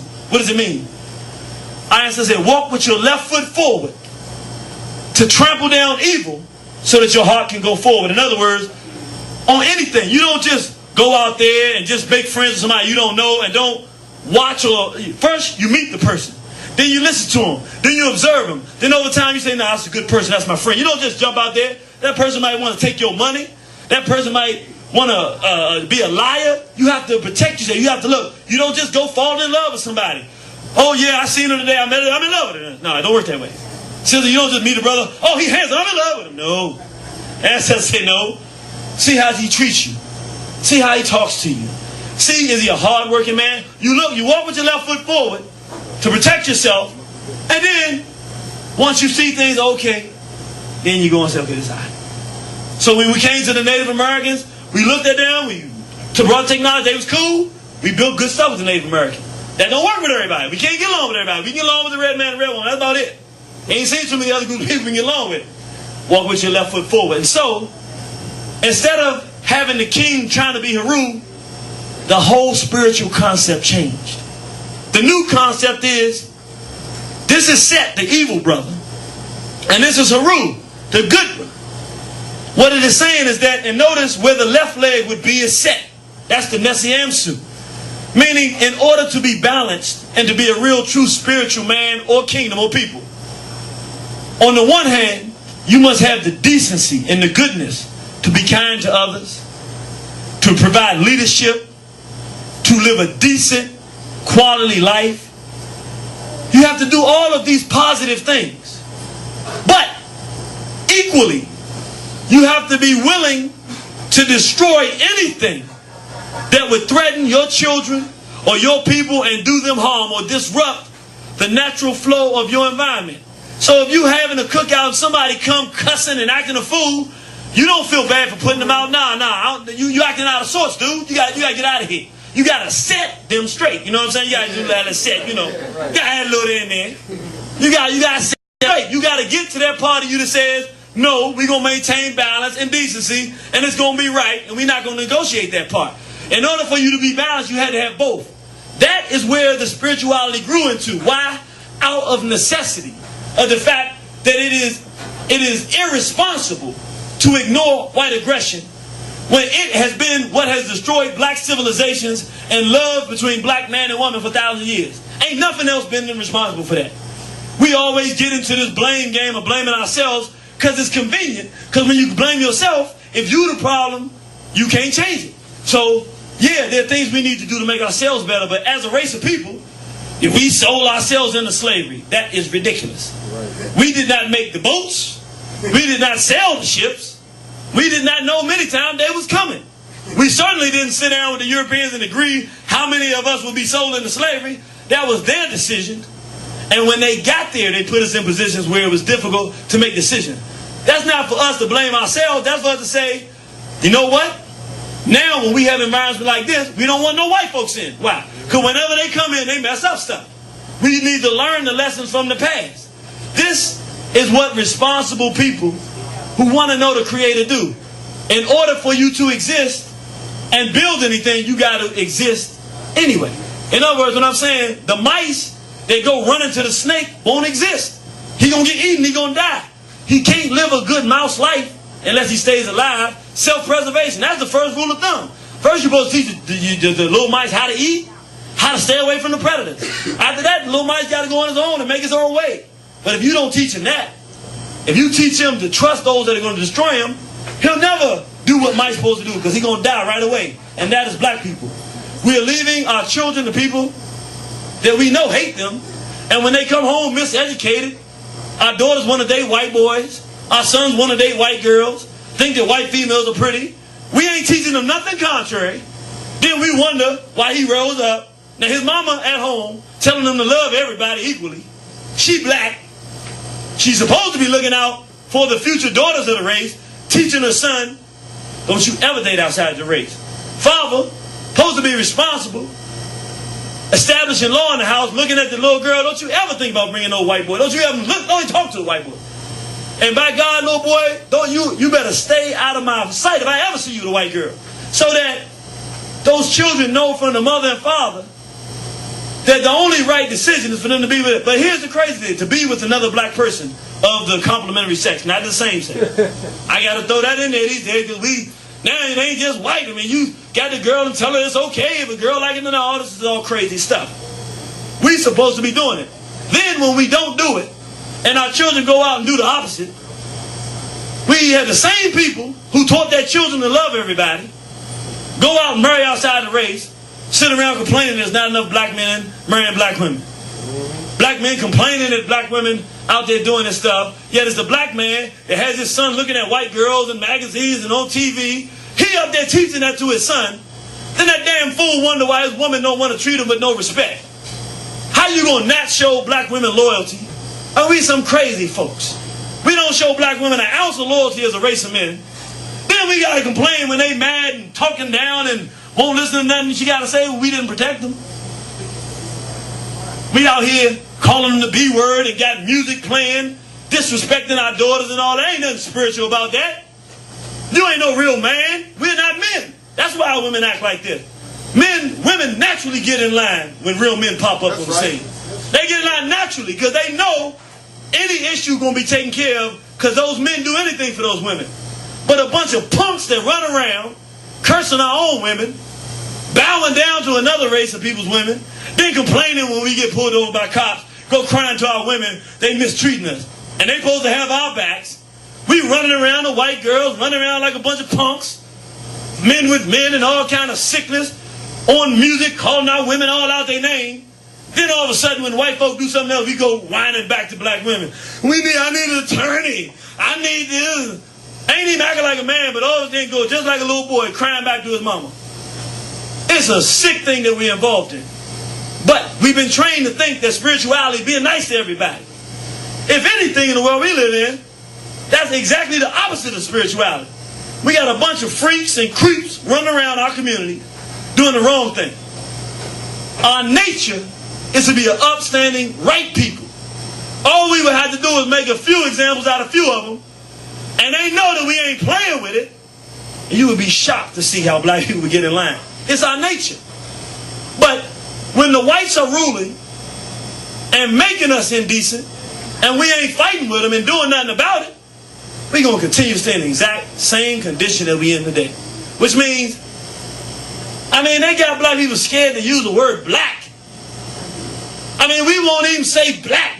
Well, the song is about love. Is it black love? You talking about a black one? Black? Well, love is a universal. What do you mean universal thing? Love ain't no universal thing.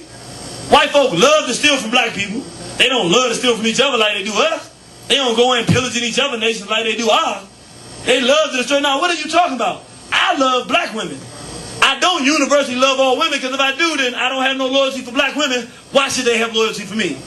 It's not.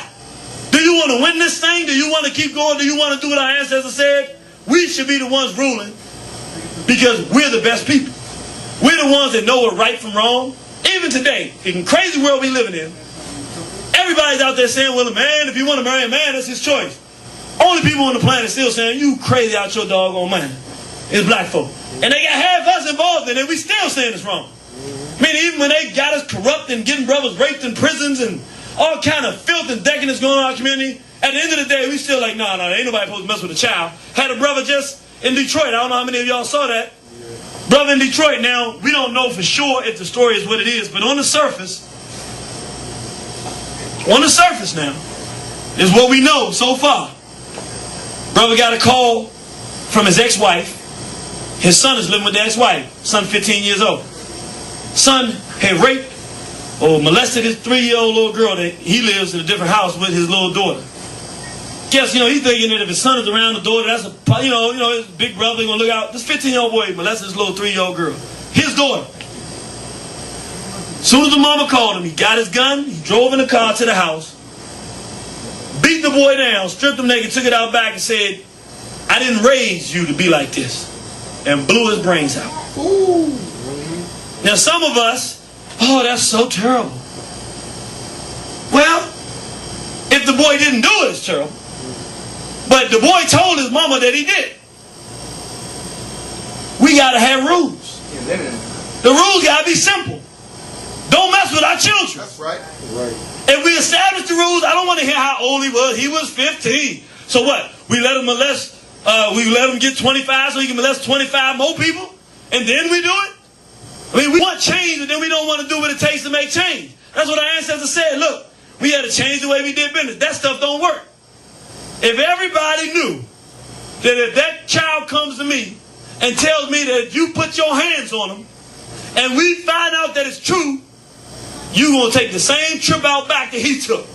That's his own son, his blood son. He said, if the story is what we think it is, we don't know all the circumstances. But if it's just a man who did that because he knows it's wrong, that's as spiritual as you can get. I'm going to tell you what's so deep about it, because here's one thing to go take the life of somebody else's child. But for a man to say, this is so wrong that I brought you in this world, but being a pedophile and a violator of children is so bad, I'm guilty of bringing you into this world. I ain't going to wait for nobody else to do it. I'm going to take your behind out myself. That's spirituality. Because that's a man saying, I'm not going to allow children to get abused. Now, people saying, that's terrible, I don't agree with that. Yeah, I know you don't. That's why our community is in this condition we in. That's exactly why we're in this condition. Because we play around with stuff ain't nothing to play around with. But I bet you talk to a person at 25 years old that's all messed up and tell you they've been sexually abused. I bet you feel a little different.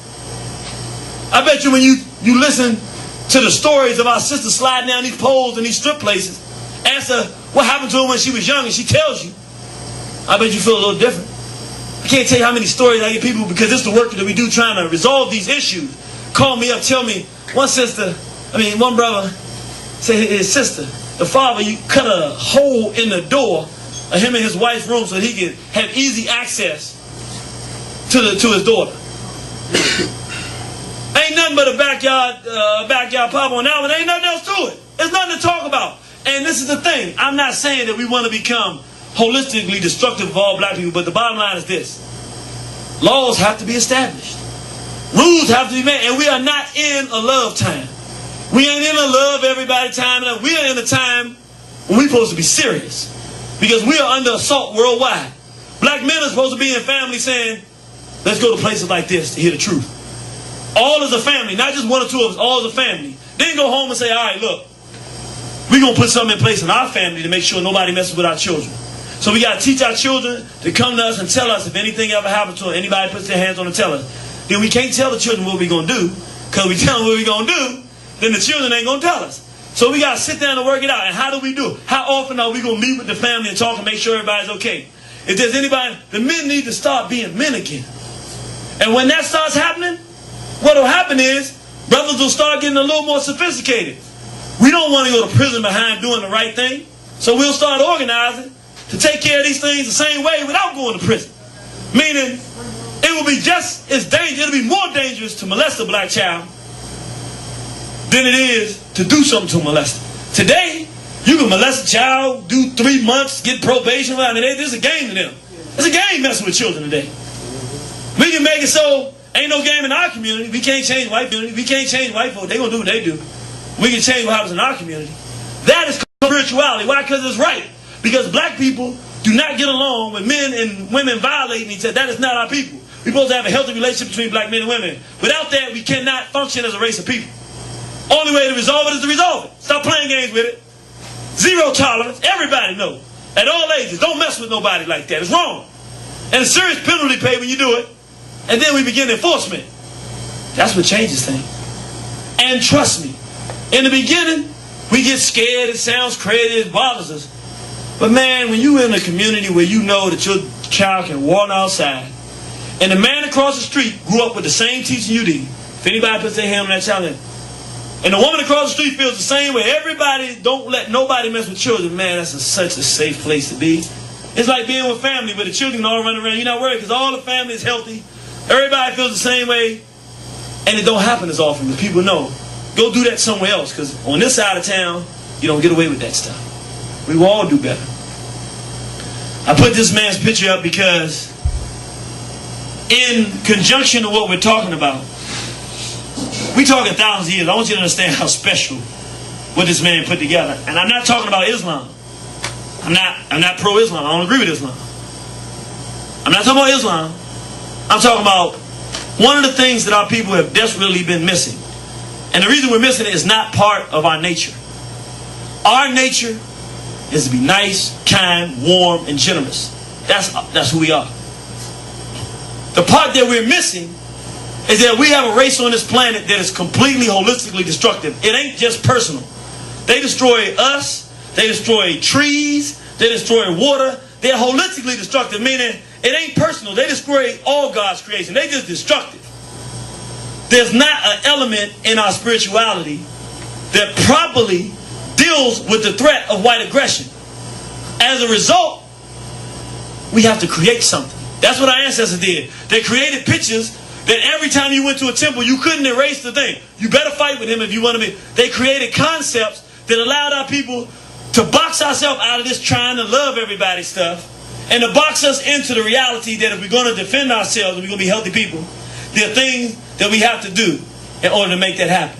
And so, what we did was we created concepts to remind us the real thing that we were dealing with. That was our spirituality. It was intellectual. It was education, what we're doing today. Where you're missing spiritually, your mind can pick up. Alright, you know how it is. You know, brother, some of y'all brothers, you see You see a woman that's 6 or 5'8" tall, you say, man, I just got this thing for these tall women. It's my problem. But you don't be measuring properly, is she a decent woman? You just, soon as you see she 5'8" and she got on the heels, you just fall right in. Some of y'all sisters of the brothers, real dark skinned and chocolate brother, you just fall right. You got to say, though, your intelligence got to say, okay, I know this is something I like visually, but I still have got to look at the person to see if they're really a good person to deal with.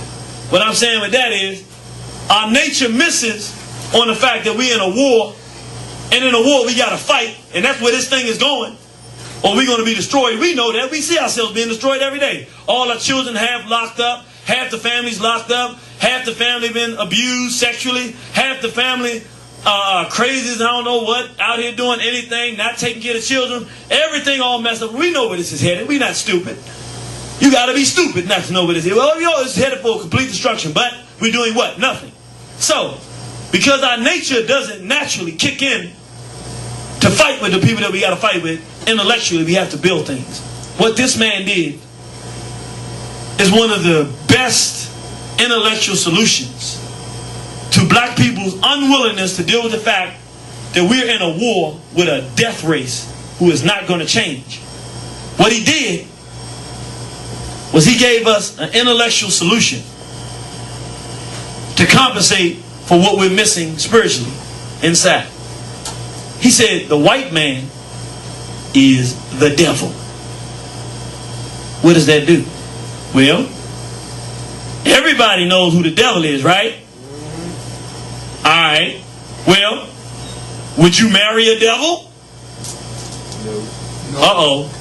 Now, if y'all gonna marry devils, y'all just get on up now. Go ahead and get you some of the I'm asking y'all a question and nobody answered that. Would you marry a devil? No. Would you want your children to marry a devil? No. Would you invite the devil into your house? No. Do you want to be friends with the devil? No. If the devil does something good for you, do you trust them that they good now? No. This is a brilliant concept because our people want, out of all the stuff that we see happening, no matter what they do, we try to find a way back around to love white folk. I have a lecture called Genocide.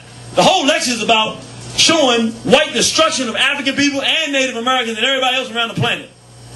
When the lecture is over, I don't even tell people what we need to do. In this lecture, I get real simple solution. We need to start showing each other respect. I don't even get a real answer. You know the first thing people come up to me and say? It's invariably, yeah, I hear what you're saying, but look, I mean, not all white people are bad out here. We just spent 2 hours talking about a collective effort to eradicate our race. And you mean the best question you got is to try to defend the sanctity and the goodness of some white folks? We're sick. Mentally, that is a sickness. Because we are desperately in love with the people that's trying to destroy us. But we don't have that same desperation for loving ourselves and protecting our own self, which makes us sick. We can heal that sickness with intellectual discussions and education. And in doing that, we get back to what we call spirituality, because in a world, I just want you to think about this for a minute. Women being with women and promote rape and torture of the world. When you got a race running around the planet like that, if you were good people, what would you do? Eradicate that race, eradicate the race that's doing the killing. Wow, that brother gave a real strong answer. He said eradicate that race. That is the correct answer, but you don't have to say it that way, even though that's the correct answer. But you would what? Separate.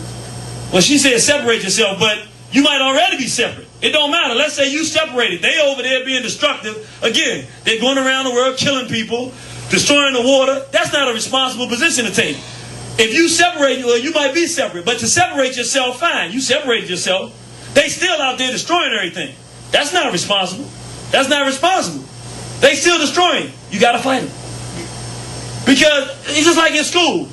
You got somebody you know is a good person, and is a bully. You're messing with them. Well, you don't want to fight the bully because the bully hasn't done nothing to you, but it's wrong for this bully to be messing with this person you know is a good person. They don't have the strength to fight for themselves. If that's your friend, or if you got common sense, you know, when he messed with him, till he started messing with him, I already know how the domino effect works. He's going to get over here eventually. The best decision, see if somebody else in there that don't like this too, say, look, I I don't know if I can take him myself, or we can both go over there and tell him to stop. If he don't stop, we can crack him in the head, and he probably end up stopping. It's better to jump in then, because once you allow him to instill fear in everybody, then it's going to be hard to take him down. What I'm saying is, it's not responsible if we're decent people and we see what they're doing to not say they got to stop doing this. That's the only response. If you're trying to be spiritual, what happens is we try to find spirituality, which really is cowardice. I mean, the church, the mosque, all these things are cowardice. Because what it does is, it's a clever way to tell you that you have a link to the Creator. If you say these words, you say you believe this, you live according to certain principles. Yeah, you should live according to certain principles. You should do that anyway, though. That don't have nothing. You don't love Harriet Tubman because she lived according to certain principles. You don't really know what principles you live. You respect her because slavery was wrong. They shouldn't have been enslaving our people. She went down there. Now, during her time, she was a criminal. She's the biggest criminal in the country. But she said, we're not going to let this happen. You don't love Nat Turner. You don't know what Nat Turner did every day. I mean, he's a spiritual man, yada, yada, yada. At the end of the day, he said, slavery's wrong. We're going to fight with them and make this stop. I don't love Frederick Douglass. Frederick Douglass married 2 white females before he died. That's just as wrong as 2 left feet. Why do we still keep him on the list of people that we respect? Because he fought against slavery. I mean, he fought them white folks. And he said, my people are going to be free one day. We love the people who fight. That's what spirituality is. It's about, according to the... Now, we was in a time where they was all gone. Yeah, the spirituality, let's find some healing. There are many diseases. Let's find it. Then you're a spiritual person. You're healing. That's what the time you're in. We in a time today, ain't nothing else to do. Yeah, you work on your own interpersonal. Yeah, people talk, we need to build a nation. Yeah, to do what? So we just gonna have a nation. We had nations before. We had nations. They came and destroyed nations. That is not the answer. I know you probably say, I didn't come here for this. I was thinking I was gonna learn how to meditate. What you meditating about? Are you looking for the answer to the problem? God, please help us figure out how we going to deal with white aggression on this earth so that we can have a place where black people can walk around in peace and we can live a decent life again. What's the answer? God going to tell you the same thing he said. He'll say, well, get that book by Queen Nzinga. It'll show you the answer. Get the book Irritate Genie on the Haitian Revolution. It has the answer. Let's read about Harriet Tubman. Those are the people that you love anyway. The reason you love them is because they fought. Your job, maybe you don't go out there and fight, but even in your home, it's a fight when the world tells you you're supposed to tell your children to love everybody and you don't do that. You tell your daughter no. The only man you ever bring in this home will be a black man. When you tell your son, don't even come to me, son, because I don't know what I might do to you if I ever see you with a white girl. You spit in your mama's face like that and in my face like that. If I chose a black woman, only woman good enough for you to choose a black woman. I don't want no alternative ideas. I don't want no questions about it. I'm giving you the answer on that one. Other things in life, what your job will be, you figure out what you want to do, what your purpose is in life. I'm not going to tell you those things you figure out. One thing you do know, though, there's some rules. If you establish that, that's what we have. That might be your fight, raising your children right. Saying no to homosexuality. Your mama's a lesbian. Your brother's gay. That don't make it right. And it don't make it safe to have somebody that participates in that behavior around children. If you don't understand what's going on in their head, to have them doing that with another person of the same gender, what make you think you know what they might do to a child? You ain't thinking right now. You trying to give evil an opening so that you don't have to do the righteous thing which say, look, you my brother, I love you, man. I don't know what happened. If something happened, maybe we can try to get you some help or something, but you can't come around my children. Because I don't want my children to take that and get no wrong ideas that my son, because my son can't do what you're doing. I love you, man. Talk to me. We can relate or whatever, but you ain't bringing evil around. Evil can't have that kind of opening because we can't let this thing spread. Some of y'all might be worse than that. Look, when you get rid of this problem and you want to go get it fixed or help, call me up. But until then, as long as you living like this, which ain't even life, don't talk to me. Somebody selling drugs in the family. Look, you know we love you, young blood. I can't let you come around here dressed all extra nice. Everybody else working hard. You coming looking like you doing it. So you making the young people emulate you. They gonna do what you do. They gonna end up dead. Nah, I can't have you around. I love you to death though. You decide you want to get a real job and make some real fair, decent earned money, young man. Come on around. Till then, man, I can't have you around my folks. Maybe I can talk to you, but when the youth around, when the young people, nah, you can't be like that. We gotta start establishing law. That's spirituality. When you say something is wrong, You're not trying to be judgmental, but none of it's going to change until we start changing things. And we look for very sophisticated things, but it ain't nothing sophisticated about this discussion today. My answer to you is very simple. Same answer your ancestors gave you. Your spirituality begins. It begins with the recognition of the world that you're in. Knowing that you are decent people. And that the people in power are not decent. And that we're not supposed to let them maintain that power and continue to abuse this planet. Particularly not abuse us. And we have to organize ourselves to do something about it. That's where your spirituality begins. If you ain't thinking like that, you haven't begun the process of knowing nobody's God. All you doing is taking something that your enemy gave you after they finished raping your great-great-great-great-grandmama and throwing your great-great-great-great-great-great-grandfather in the water to the sharks and lynching him. Then they put you on a plantation, told you to pick some cotton, and when the night was over, they came and said, now I'm going to read this story to you. It's called the Bible. God wants you to be a slave. And right now, we go in the institution to tell us the same thing. Every Sunday, be a slave. Turn the other cheek. Oh, you get yours in heaven. Oh, man, you gotta do it. You gotta learn. And God is learning. And they start talking, you love the way that feel good. Ain't nothing spiritual about that, because you have not changed nothing. You have just said, I surrender. I surrender all to Jesus. They got a big picture of white Jesus on it. I surrender all. I ain't surrendering nothing. It's dangerous in 2009 for a black man to talk about I'm going to surrender all. Because a white boy wants something that you ain't prepared to give him. And he going to take it anyway. No, don't surrender nothing. You got to be a real, and this is real. This is real talk here. See, if I'd have came and started talking about the interplanetary, galactic, spiritual connection to this, people be like, man, it was deep. It was real deep, you know. Or we start talking about, yeah, you see, it was many different gods, and I started naming other than Murray and Shango and none of the others. Nah. When you keep it real, though, when you get real with stuff that every person can do, when you say no, you got to go home and tell your son, don't come in the house with no white girl. And he ain't going to be no homosexual. Now you got something you can really do. Now somebody done challenge you to do something that you know is right. But you don't want to do because it goes against everything that you've been taught. And now you realize what you've been taught ain't right. That's a long road back to rightness, but it's a good thing. It's only a road back to yourself. It's a road back to who you are anyway. Because you would rather be in an environment where people wasn't fighting and killing and destroying. The only thing is, you're going to have more war before you get there. Ain't no more peace along this road and journey that we're supposed to travel. No, it ain't that world. So if you're a peaceful person, it's hard. You're an African. You want to love and, that ain't the world you're living in. If you're a peaceful person, then you should promote peace among black people. You should not be promoting peace between black people and whites, because as long as whites are doing what they're doing on this planet, and they'll do it as long as they're here, there should be no peace. Before good people, they should not want peace with evil people. Because if you make peace with the one that is evil, you become evil. You make a choice not to be evil, then you got to make a choice, but he can't be evil. Because if he evil, he go recruit and make more evil people. It's always a war between good and evil. So it ain't nothing to do but from the right top say, we in a war. A cat come in your community and start selling crack, and ain't nobody selling crack there? You ain't got nothing to talk to that dude about. Don't nobody on this block sell no crack. If I let you sell crack on this corner, people going to be breaking into people's houses to get money to buy more crack. More crack dealers going to move on this corner. Women going to start getting raped at night. Either I'm going to make the decision you ain't going to sell it, or I am.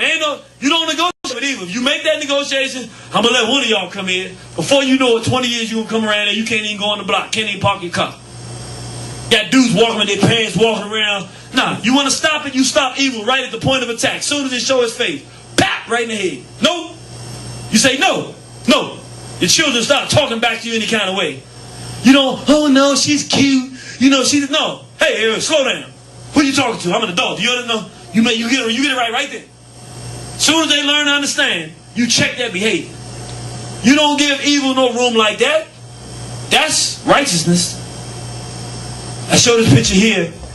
This is a man named Book Mondetti. Because I want you to see the difference of what a prayer sounds like. When we praying, we talking to the Creator. What the prayer sounds like from what we do today and what men who are really spiritual. This was the leader of the Haitian Revolution, where the Haitians decided we are not going to be slaves. We're not going to be slaves. We're not surrendering, and we're not going to believe in the white man's God. We got our own God. We had a God before he brought us here. We don't need your name for God. We don't even have to have a name. We know that the Creator made us to be good people. Listen to his prayer. Now this is a prayer. So this is a religious, spiritual man who's going to war with demons who've enslaved his people.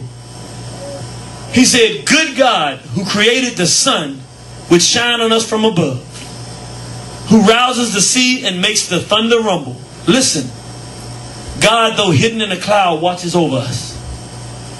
The God of the white man calls forth crime, but our God wills good works. What he just did is he understands the nature of the two races. The nature of black people, we're good people. He said, that's our God. It calls us the good one. Our nature is in tune with good deeds. He said, the nature of the European is just to be disruptive and evil. We can't get along.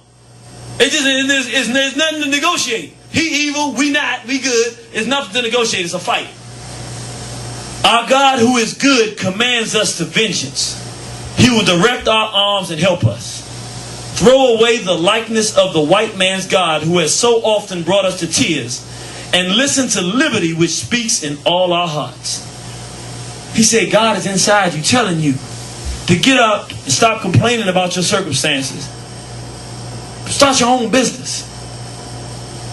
Buy your own books. Write your own books. Look at the things that you can do better and do them yourself. Look at your family and see what your family needs to do better, and you institute them. Stop waiting for stuff. Stop going every Sunday to somebody who don't know no more about God than you do, and it'll take $5 or $10 out of a payment from somebody else just to keep you in the condition you in. Why don't you pool your resources, meet every Sunday, and sit down and watch things about people who are trying to help black people? Economics, start your own business as a family. Sit down and talk about education as a family. Spend those Sundays doing what black people really love to do. Be a family. Cookouts. Have your children there safe. You ain't got no dude on the piano that's going waiting for the next little boy to come in the choir that he can wrap his head around. You and your own family. Y'all talk about the things that involve the family. Who needs help in the family? What's the young person in our family? This little girl is brilliant. She's 18 years old. She's brilliant. We think she should have her own business. She does hair very well. Are we going to send her to college? Yeah, but when she finishes, we're going to start now. She got 4 years in college. We're going to collect money. We're going to buy a building. A little building. That's where she going to work. So she don't never have to go work for nobody else. Instead of tithing to some place that is not tithing to you, it's not giving you, you paid $10 in here today. I ain't going to ask you for no collection when you leave. I think this is worth $10. And if you look at how much money we put into it, it's a lot more than $10 that goes into it. Why we do it though? We want our people to get this information. Then why shouldn't, if I can do this, why shouldn't this be where the money goes? And you don't have to do it. Once you take a video that we have here, you take it home, you don't never have to see me again. You got the tools now. You can sit down for free and share with all the people you know, and then take it and do stuff with it that can benefit people. But instead, what do? We waste our time trapped in our enemy's construct. Trying to find God in an institution developed for us by somebody that enslaved us. And the only thing they tell us in there is to turn the other cheek. We'll get ours in heaven. Don't try to get nothing here while you're on the planet Earth. Don't do nothing here. No, just wait. You're going to get to the land of milk and honey. I tell black people all the time, we lactose intolerant. Why are we trying to get to a place with a bunch of milk anyway? I mean, it's going to be skim milk. It's going to be chocolate milk. They ain't even tell us the land of chocolate milk. Then I'll be like, well, I don't know. I want to get it to, it ain't chocolate milk. They give us some white, but we get enough white milk right here. So I'm saying that to say, we can have our own institutions. Instead of taking the program and platform they gave us, what is it we need? Whatever we need, we build institutions designed to fix those things. And then we will get out of this situation. And this is what Bookman was telling us. He said, throw away the likeness of the white man's God. Stop. I notice black people do it all the time. I understand where it's coming from, but they move from the white God, Jesus. Then they say, no, Jesus was black. He looked just as gay as the white boy up there. I'm like, look, I don't have a problem if you want to make a black Jesus, but make him a strong black Jesus. You know what I'm saying? He looked just as feminine and flipping, and his hair just as straight as the white boy. He just a little bit of coloring on it. Change your concept. Get away even from the likeness of the fact that your Savior is going to come like a nice guy. Ain't nobody ever saved you was nice. Harriet Tubman wasn't nice. Cat said, I'm scared, I'm going back. She put a gun, okay, where you want to go? He said, what? And where you want to lay down at? Because this will be the last spot you like, you ain't gonna snitch on us. He said, no, you can't do that. She said, where you want to lay, boy? We ain't got time. He said, okay, don't shoot me. Oh, he said, come on, let's go. And she won't nice. Ain't nobody nice that fights this battle. You can't be nice, because it ain't a nice war. Nat Turner was not nice. Marcus Garvey was not nice. Elijah Muhammad wasn't nice. Khalid Muhammad wasn't nice. Ain't nobody nice that fights this battle. It's a war. And that's what we got to understand. The nice guy is for a different time. There's a new African that needs to emerge. And this is what Bookman is telling us. And so I just want you to look at some of these pictures to see the people who have done so much great work for our people. None of them was nice. They were good people. But all of them said, we're not going to do what we've been told to do. We're going to step outside of the box. We're going to build our own institutions that are in our own interest. And the object of each of their life was fighting white aggression and developing a world that's in the best interest of black people. That should be what every single black person learns from the time they're born that we should be doing. Trying to do the best by our people. Not loving everybody. You can't control them. If people mistreat you, you can't love them. You can't teach somebody that universal principle. You teach them that, then somebody come and violate your child, and they don't want to snitch on them because they love them. No. Somebody hit you, you be unhappy with that, you hit them back. Or you come tell me because it ain't supposed to happen. Then they go, oh, okay.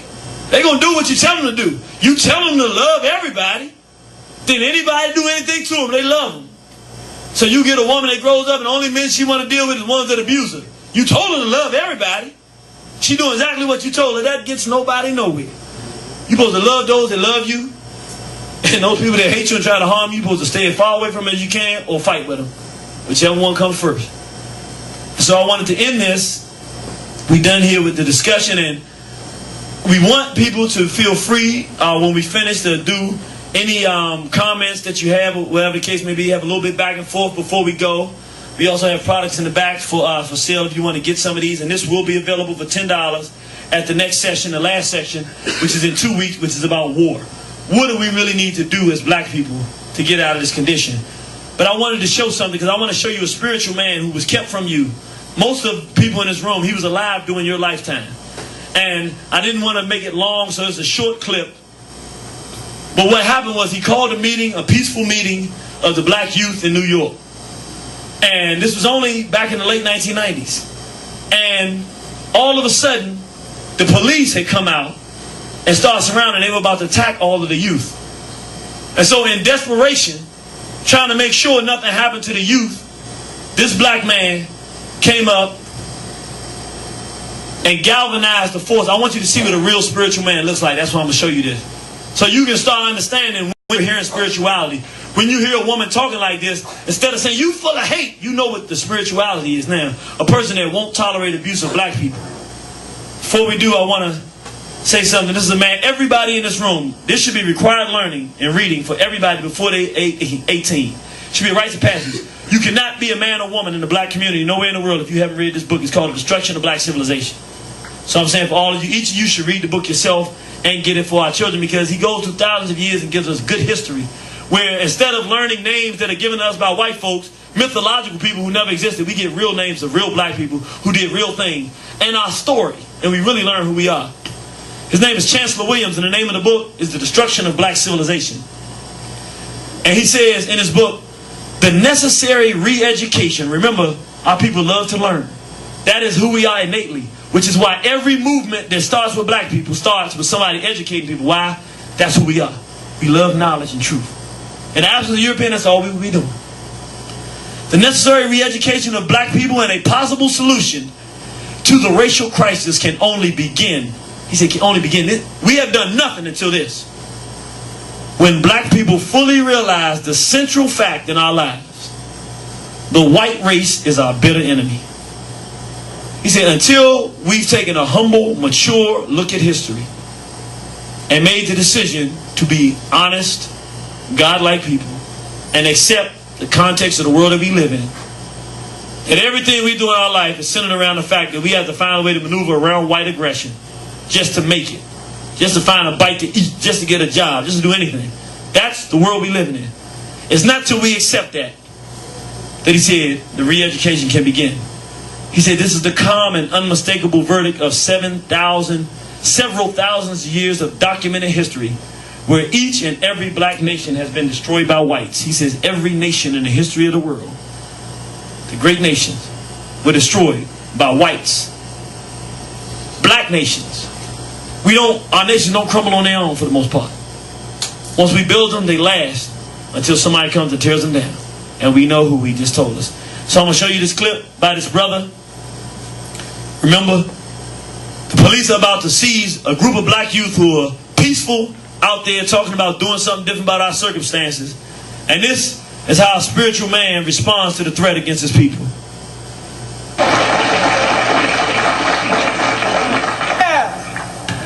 To close out this rally, we want you to be steadfast. Look these bastards in the eyes. And if anyone attacks you, already decide who will be the one to disconnect the railing where you are and beat the hell out of them with the railing where you are. No good bastards.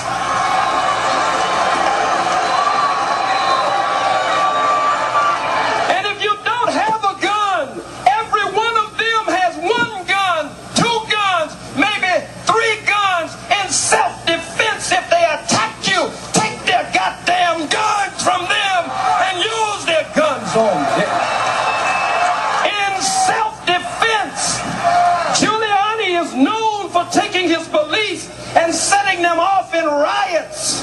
If any one of these bastards riots here today, you take their nightstick the way they did Brother Abdullah and ram it up their behinds and jam it down their damn throats. Giuliani, the black youth have God on their side. You came against us and called this a hate march. This is a love march. Black on black love and black unity.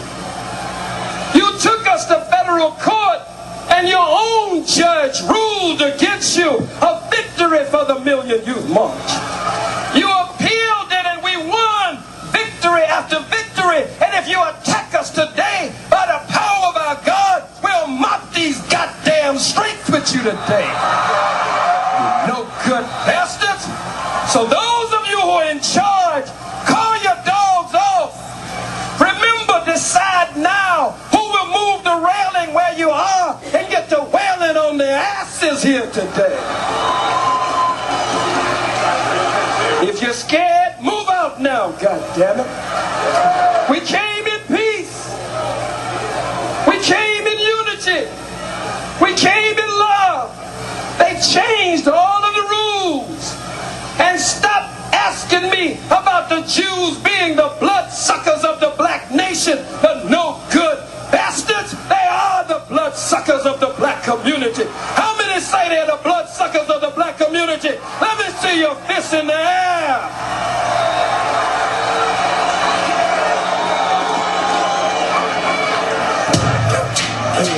You don't fear the white man in your own community. Can you hit the lights for me, sister? Thank you. Was that strong? I know it was a little bit of strong language, but I want you to understand the circumstances he was faced with.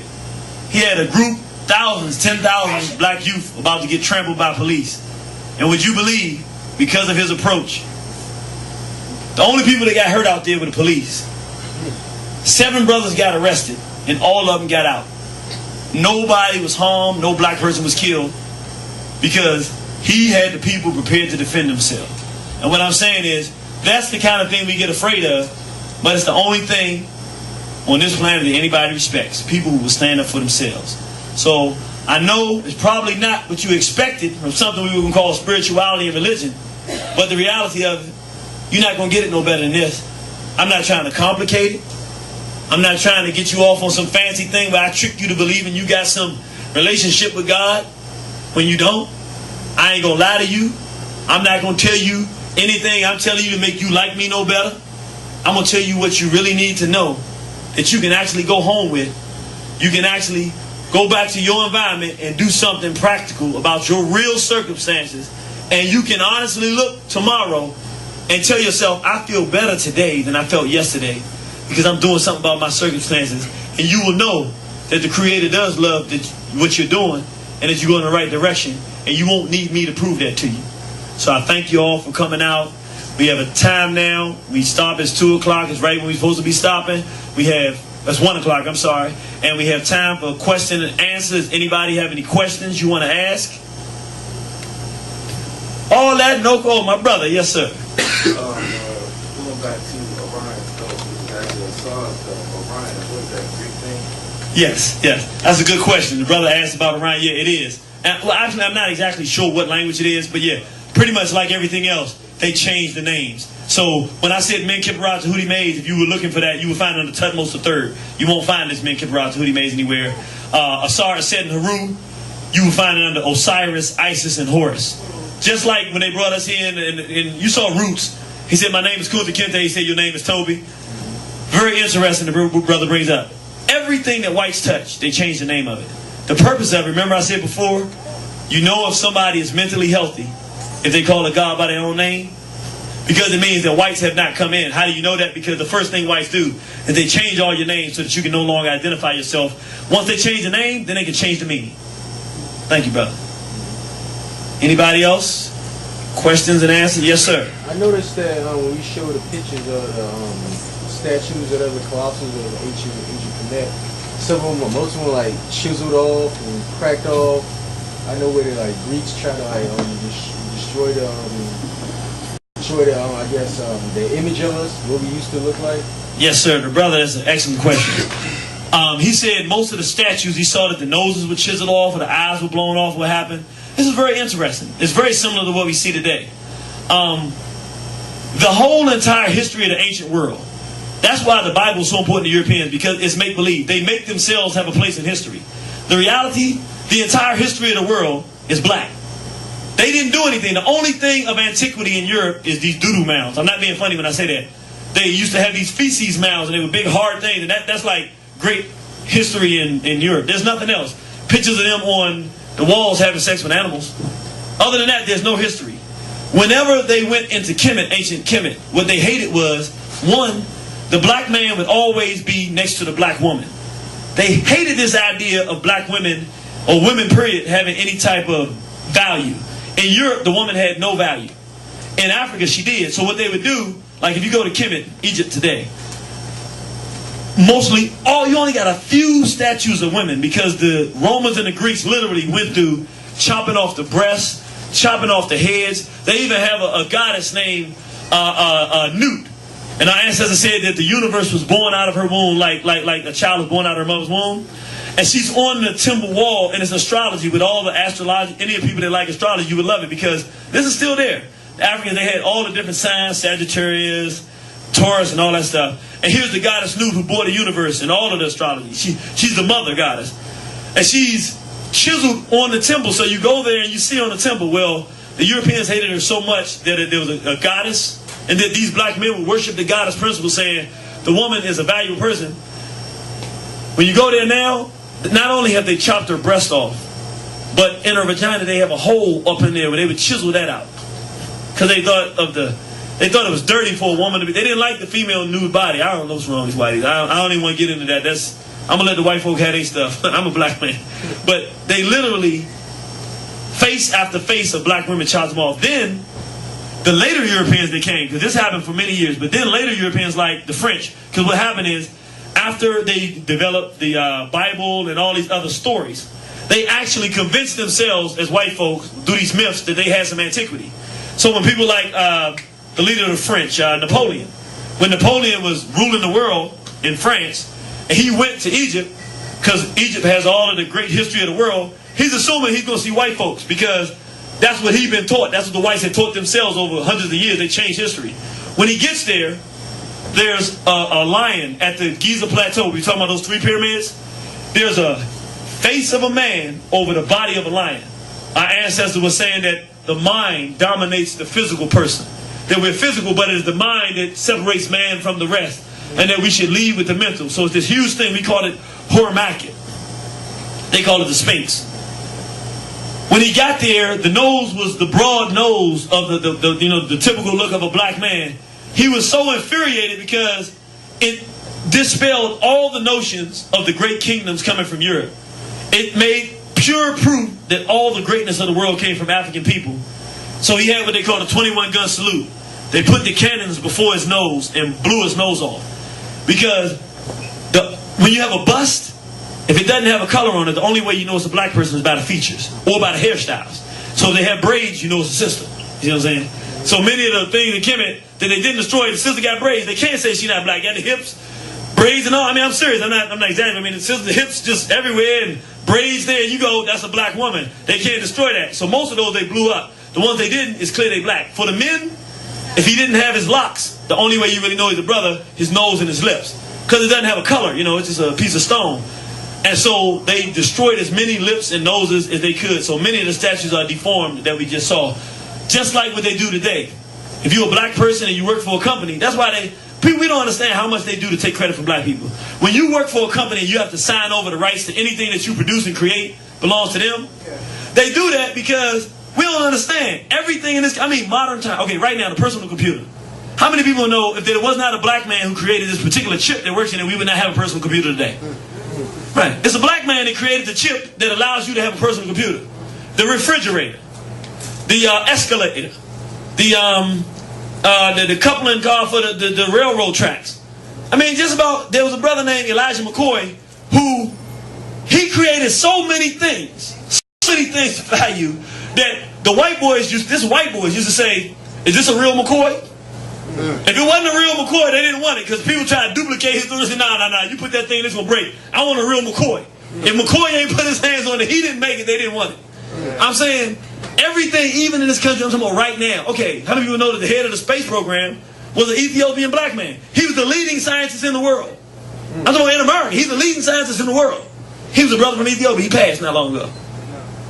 Yeah, everything they do, who just proved the theory of relativity?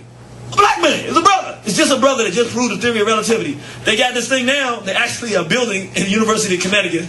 It's kind of a little far-fetched for me. I don't really believe it's going to work because I don't believe in that spaceship stuff, but it's actually a brother, another black man who's creating a time machine.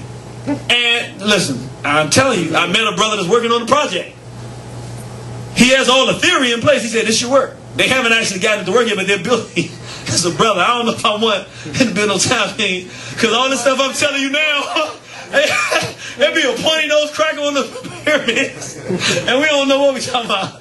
I don't know, but my point is, as it relates to the stream of fame, they do it now, but it's different.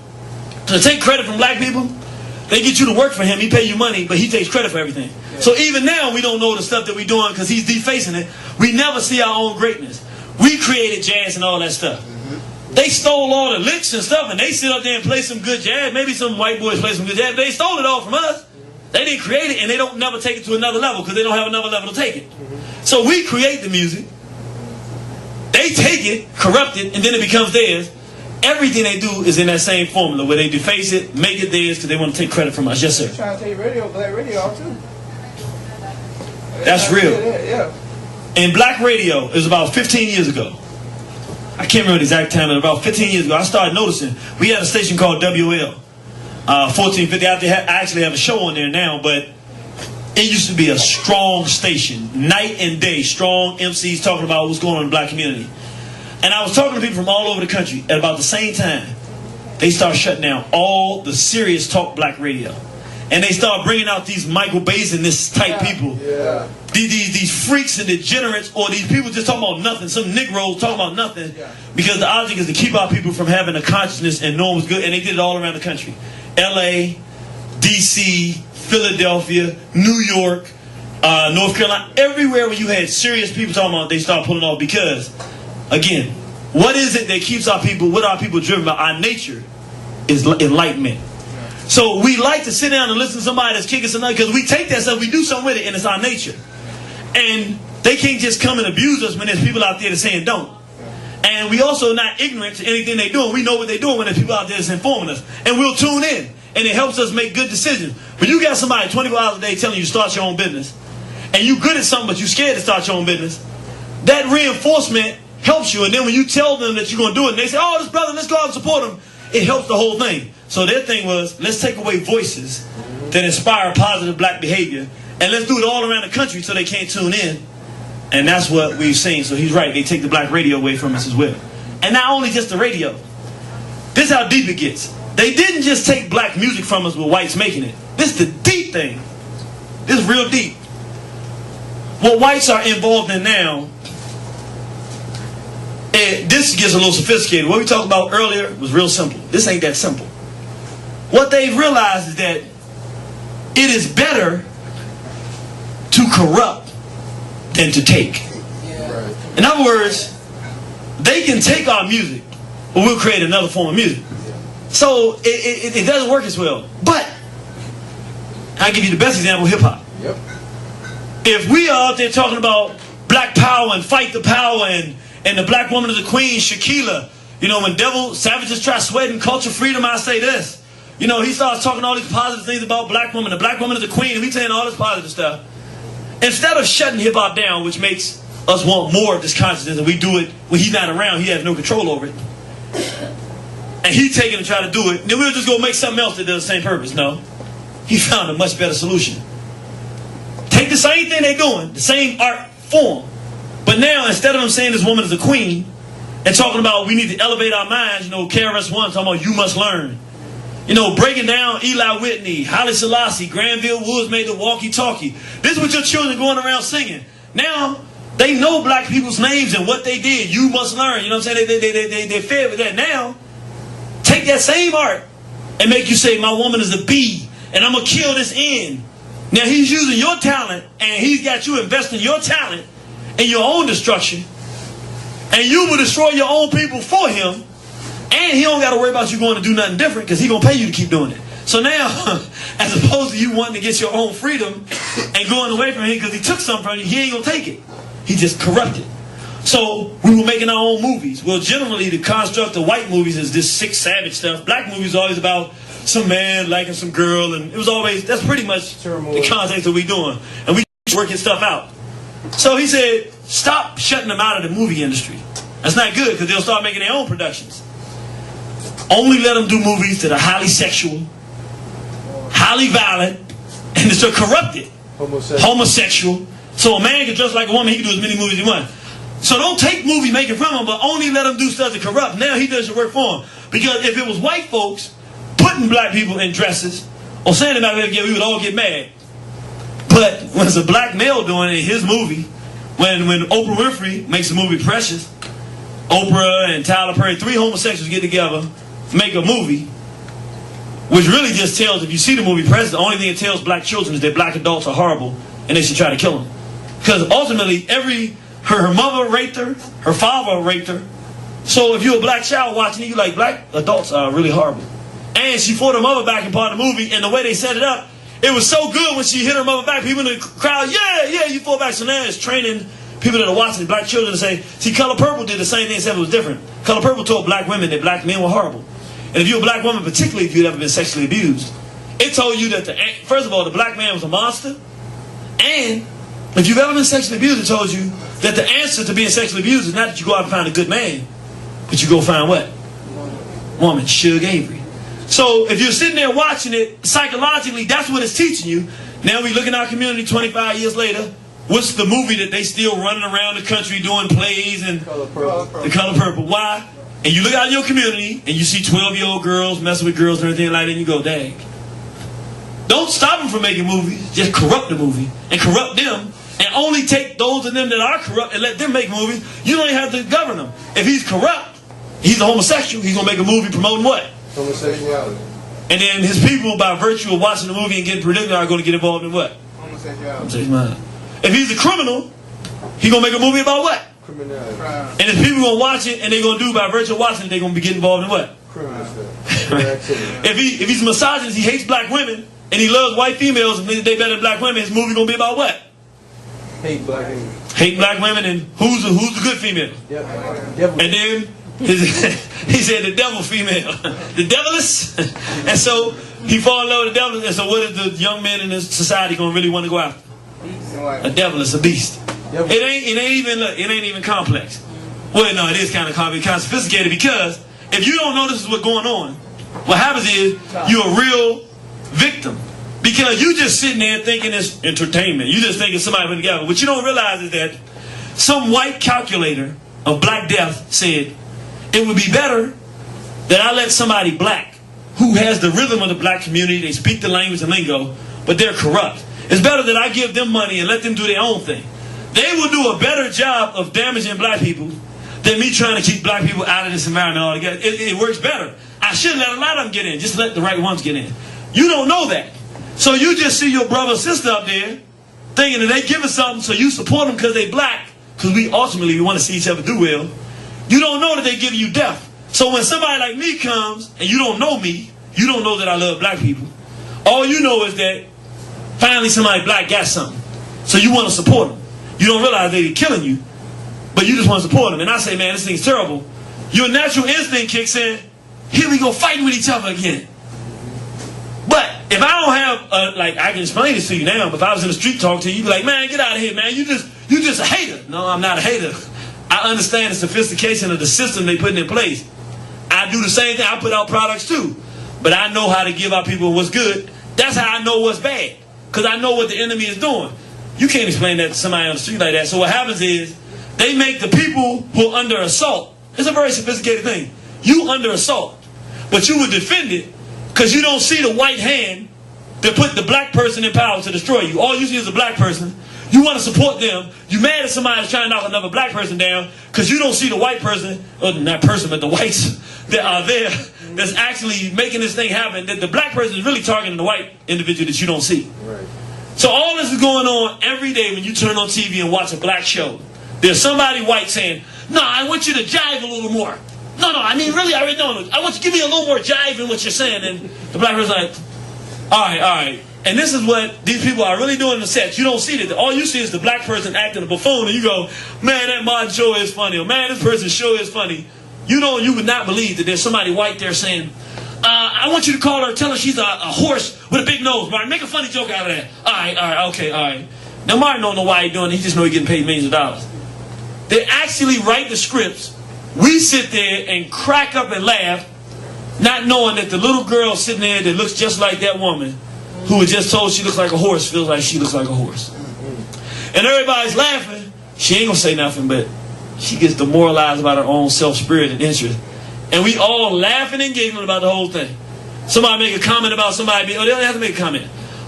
See, we think again, the black people doing it. You have a movie, all the good females and decent ones are light-skinned or half white. All the women that are overbearing and mean-spirited are dark-skinned. Now, you think that it's black people. No, somebody white says, one of the things we have operated, they have a problem with light-skinned, dark-skinned that we created by raping them. Let's always make sure we exacerbate this so they feel bad about being dark-skinned or light-skinned or whatever. And we always have them fighting amongst each other so that the child that watches it, the little black boy, since the pretty woman is being projected as being the one that's light-skinned, it ain't his fault. That's what he's watching. That's what he's been told by the film. All the positive ones are light-skinned. He's being educated. Light-skinned is better. That's what he's being taught. The little girl is sitting there being taught that light-skinned is better and that dark-skinned is worse. So, how does it play out in their real life? They go to school. All the little boys want to go talk to who? The light-skinned girl. She might don't even want to talk to him. But now, here's the dynamic. It's real deep. The whites have put something in place where the dark-skinned people feel inferior. And like they're under assault. They're not inferior, but they are under assault. But not under assault by the light-skinned people. Here's the part of the light-skinned person, though. Many of the light-skinned people don't care about that because what happens is they're lighter. They just want to be black. And they think that the black person looks beautiful to the dark, so they're not interested in that. And they're not interested in all the extra attention either. But the dark-skinned woman is mad at the light-skinned woman because all the boys like her. So now she, too, as the light-skinned woman, becomes a victim of the community because the little dark-skinned girls who get no attention brutalize her and terrorize her. All she want to do is just be black. So now she's victimized. The dark-skinned girls are victimized. The boys all going after light-skinned girls, so now they victimizing dark, you little black, this, that, and the other. The little girls in the reverse do the same thing. Ooh, he pretty, he got pretty hair, he got green eyes, we can have a pretty baby. So now the dark-skinned brothers just feeling it in, feeling the same way, like, so, but here's the magic. All of this is created by the white boy. And you go into any black classroom around the world, have honest dialogue with children, and they start talking, and you see the magic of his system. And that's what he does. It's not super complex. It ain't hard to explain. You just have to, again, we in an environment conducive to our learning. Ain't no white folks in here, so you ain't afraid to listen to the truth. You see other people are listening. You see that there's work being done. You see that it's real. I got the answers to your questions. This is all I do. If I can't answer this, I shouldn't be doing this. I mean, this is all I do. I should have these answers. They're easy answers and they're easy things to resolve, except, again, we go back to what we talked about today. It's very easy to resolve. It goes back to spirituality. Because we are people who want to do what's right. Everything we've been doing educated to think, though, is contrary to what we've been taught today. To resolve this problem is easy, except that now you have to tell the young lady, against what you've been taught, that whites are not good. They are not your friends, and you can't date outside your race.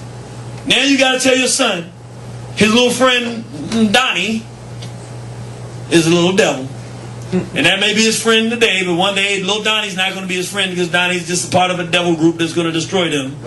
And you want to compartmentalize and find good white folks because you've been taught to do that, despite thousands of years of history that tells you that when you do that, that's going to get us destroyed. When you find your good white folks and invite them, that's exactly what's going to destroy us. You know that historically, but now you have to do the hard part, and that's why we don't get it resolved, because the hard part is doing what you know you need to do, taking an honest position. Yeah, you got to work with the white folk, but they are not your friends. And now you got to look at Amy and laugh, and she smiles, and you got to go, I love Amy, but you know what? I shouldn't be inviting Amy to my house because that tells my children that they can have white friends too, and they can't have white friends because these whites are out to destroy us. So I'll work for Amy to make this money, save my children, but no more Amy coming to my house. That's hard because Amy's your friend. And look, we can sit here and lie all day, but we were trained just like our children were that white is better. So some of us, just to be able to say, a brother told me last week, this is honest God truth. He said, man, I was talking to this sister, and she said, I got a white friend. I mean, she was so happy because, you know, she from the inner city. Didn't, you know, we don't get around a lot of white. And she was proud. She didn't say the white folk was any good. She just was like, I got a white friend. He was like, I don't care if you got no white friend. That don't impress me. That's what it all boils down to. We really feel inferior. And if somebody white will rubber stamp anything about us, we can have any relation. We feel like we getting closer to God. And we getting, so we don't want to divorce that when in fact we getting closer to the devil, to the very thing that destroyed our civilization to begin with. Somebody black thought they knew better than all the rest of us. They had a good white friend, a good white devil. And they invited that one devil in. And before you know it, it was two devils. Before you knew it, it was 2,000 devils. Before you knew it, we was on slave ships coming over here saying, I don't think we should have let these devils in. Little late now. Sharks are coming, but That Caribbean cruise. to say that Caribbean crew is the same, look, this thing has been going on for thousands of years. It has not changed. And what it takes to get out of it has not changed either. Yes, sir. What's up with the white party? With the what? The white party. You know, the PDD, the white party and stuff. They everybody just been white, you know. And where that come from? Right. Well, I don't know about the white parties in particular, but let me just say this, just so it's clear. How many people in here have been on the website, warnhorizon.com? All right, well, get you a card from the back to the warnhorizon.com. When you go on the website, it's going to answer exactly what you're talking about. There's one, we have what we call the war room. Every month, it's a new war room. It talks about stuff going on in the black community. Go back, go into the war room, and then hit archives. When you go into the archives, go into May, the month of May. May's war room. The hip-hop industry is entirely gay. I want you to hear what I'm saying. 50 gay? Huh? 50 gay? 56. Go to the listen. P. Diddy, 50, LL Cool J, you know, Dr. Dre. Listen, I ain't telling you what I'm thinking. Will Smith. Listen what I'm saying to you. Jada Pinkett is not no ifs, ands, or buts. I know people in this. Listen, look, there's an interview. Who did this? I don't know all these young rappers. He's some young rapper guy. He was sitting there with Raekwon from Wu-Tang, and they were on some female show. I don't know if she was white or Hispanic or whatever, but they were on a show. And so the sister, well, she wasn't the sister, but the white female said, you know, how gay is the industry? And the young brother was like, I ain't gonna say no names because mostly, but the whole industry gay. He said, all of them gay. He said, man, you just wouldn't believe. He said, I ain't into none of that fag stuff. He said, but man, he said, they all gay. He said about 4 or 5 times, they all gay, man. He said, I just stay away from them. You know, they go over there, do their thing. They be talking that stuff to me. I'm like, nah, cuz I ain't that kind of time. He said, they all gay. He said, man, y'all would just be surprised. He said, 75% of them. He said, they all gay. He said, it don't make sense for me to start naming them because they all gay. What happens is, what the Europeans have done, and if you get the genocide lecture, it kind of deals with this, or any of the feminization of the black males, kind of tell you, in terms of destroying black people, whites are at the point, that's why we have this class, because we're real dialogue. Whites are at this point. They were at a point one time when they wanted to enrich themselves and have great civilization like we did, so they kidnapped black people. We don't understand the kind of black people they kidnapped from Africa. They did not kidnap everyday black people. They kidnapped the artisans, the cooks, they kidnapped the planters and the farmers. They kidnapped, those were the people they wanted the highest level, the people that built pyramids. That's what they took from Africa. Those are the ones that, for the most part, made it over here. Because they might have a little bit surroundings or circumstance better than the rest. And then they took people to do labor as well. But they took because they wanted us to build something for them. So it wasn't just whole scale killing us. They wanted our minds. That's what the slavery was. Who you think do the plumb lines and all of the architecture for the plantation house? We did that. I don't mean just building. I mean, we actually were the architects of doing it. So if you knew that stuff, you had a little bit of a better life than the next black person on the plantation. They wanted the wealth of African people to build their society and the labor. Secondly, with the colonialism, they wanted to come and take all our resources. They wanted our gold and iron and copper. They wanted to build wealth for themselves. So they pillaged it. It wasn't about the reason. They already had the mental resource. They had dragged us around the world, took our knowledge. They wanted that stuff. This time, this is a third assault. Ain't got nothing to do with none of that. They just ready to get rid of us. It's run its course. Abusing black people. We've been hanging around too doggone long. You know, Native Americans were really unfortunate. We're lucky that the whites, Christopher Columbus, went to the New World and decided he wanted to take this continent instead of coming to Africa, because it would probably be reversed right now. He decided he wanted to come here. They just pretty much tried to exterminate these people. When's the last time you seen a full-blooded Native Americans? Maybe never in your whole life, maybe. Why? Because they exterminated them. That's what they have in place for us now. They go into the African continent. That's what they. So that's why I don't waste no time with y'all with words and I got to tell you the truth, because we don't have the kind of time we had before. He had a different objective. He don't have that objective now. He wants to exterminate black people. So what they have found, this is going to sound crazy, they've been trying to find a way to kill black people for years. Until very recently, like in the 60s, in the 40s, 50s, and 60s, it really in the 70s when it happened. They got a bingo. The greatest killer of black people that the world has seen was abortion. They realized that they killed more black people with abortion when they made it legal than anything they've ever done in the history of the world with black people. More black babies are killed, and I'm not trying to make anybody feel bad about anything that you've done. Create the circumstances to make people want abortion. I'm saying they set this whole thing up, and I'm saying what has been more sophisticated, and if you watch the genocide lecture, you will see it and be able to understand it, where they say this was our objective, this is how we did it. It was like, boom, we got it. This is how we get rid of them. We stop them from having children. It is just now that they have found a more effective way that's even more effective than that to kill black people. The thing about an abortion, even though they kill millions, like over the last 10 years, 54 million, it's something ridiculous. It's nations full of people that they kill with abortion. They get us, take children's lives. That's why we haven't grown in numbers the way we would have against whites, because we aborting our children. Because they created circumstances to do so. But they have something more effective, because with an abortion, a woman can still get pregnant again and still have a child. With homosexuality, a woman who's involved with a woman, there is no potential for a child. When a man is involved with a man, not only can he not produce a child, but don't no woman even want to be with him to produce a child. Hence, it's more effective. It's more effective because, another thing, with abortion, there is a white hand in it. You can kind of see how they put the abortion clinics in the black community. Remember we said, instead of them doing the stuff, they want to make us corrupt the whole thing? So, since the thing that creates black life is sex, sex creates black life, they said, nah, don't stop them from having sex. You got the wrong idea. Abortion stops them from having sex. Keep doing abortions, but no. you really want to be effective, corrupt the sexuality. So now everything about corrupting, no, they'll have sex, but it'll be two dudes. Which means that takes away a whole family potential of what can happen. Two women, that takes away whole families and ideas. And I use this analogy over and over again.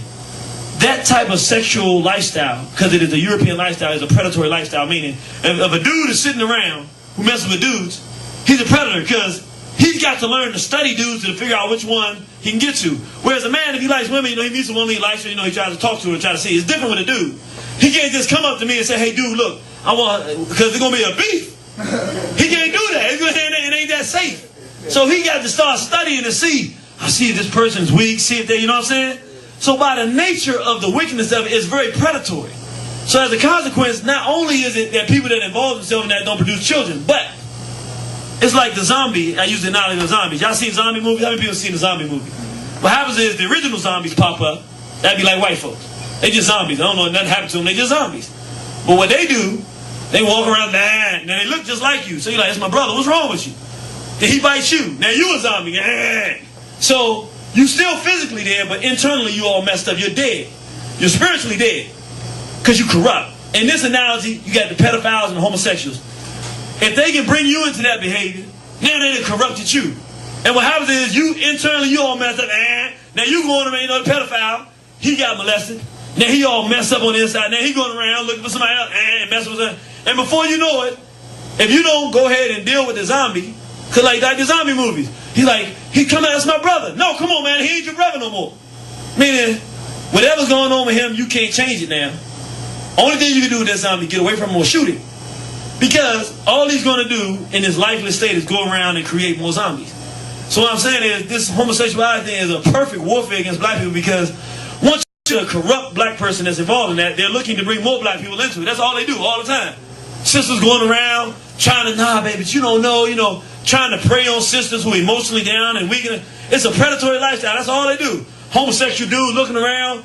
If you can't find an adult dude to mess with, then you look at a little boy that don't have a man in his life. So yeah, I'm going to trick the little boy to come around here and go. So it's a predatory lifestyle. So it's self-refueling. The white boy can walk away. Once he creates the homosexuality and the pedophilia in your community, it takes its own life. And you can't see his hand.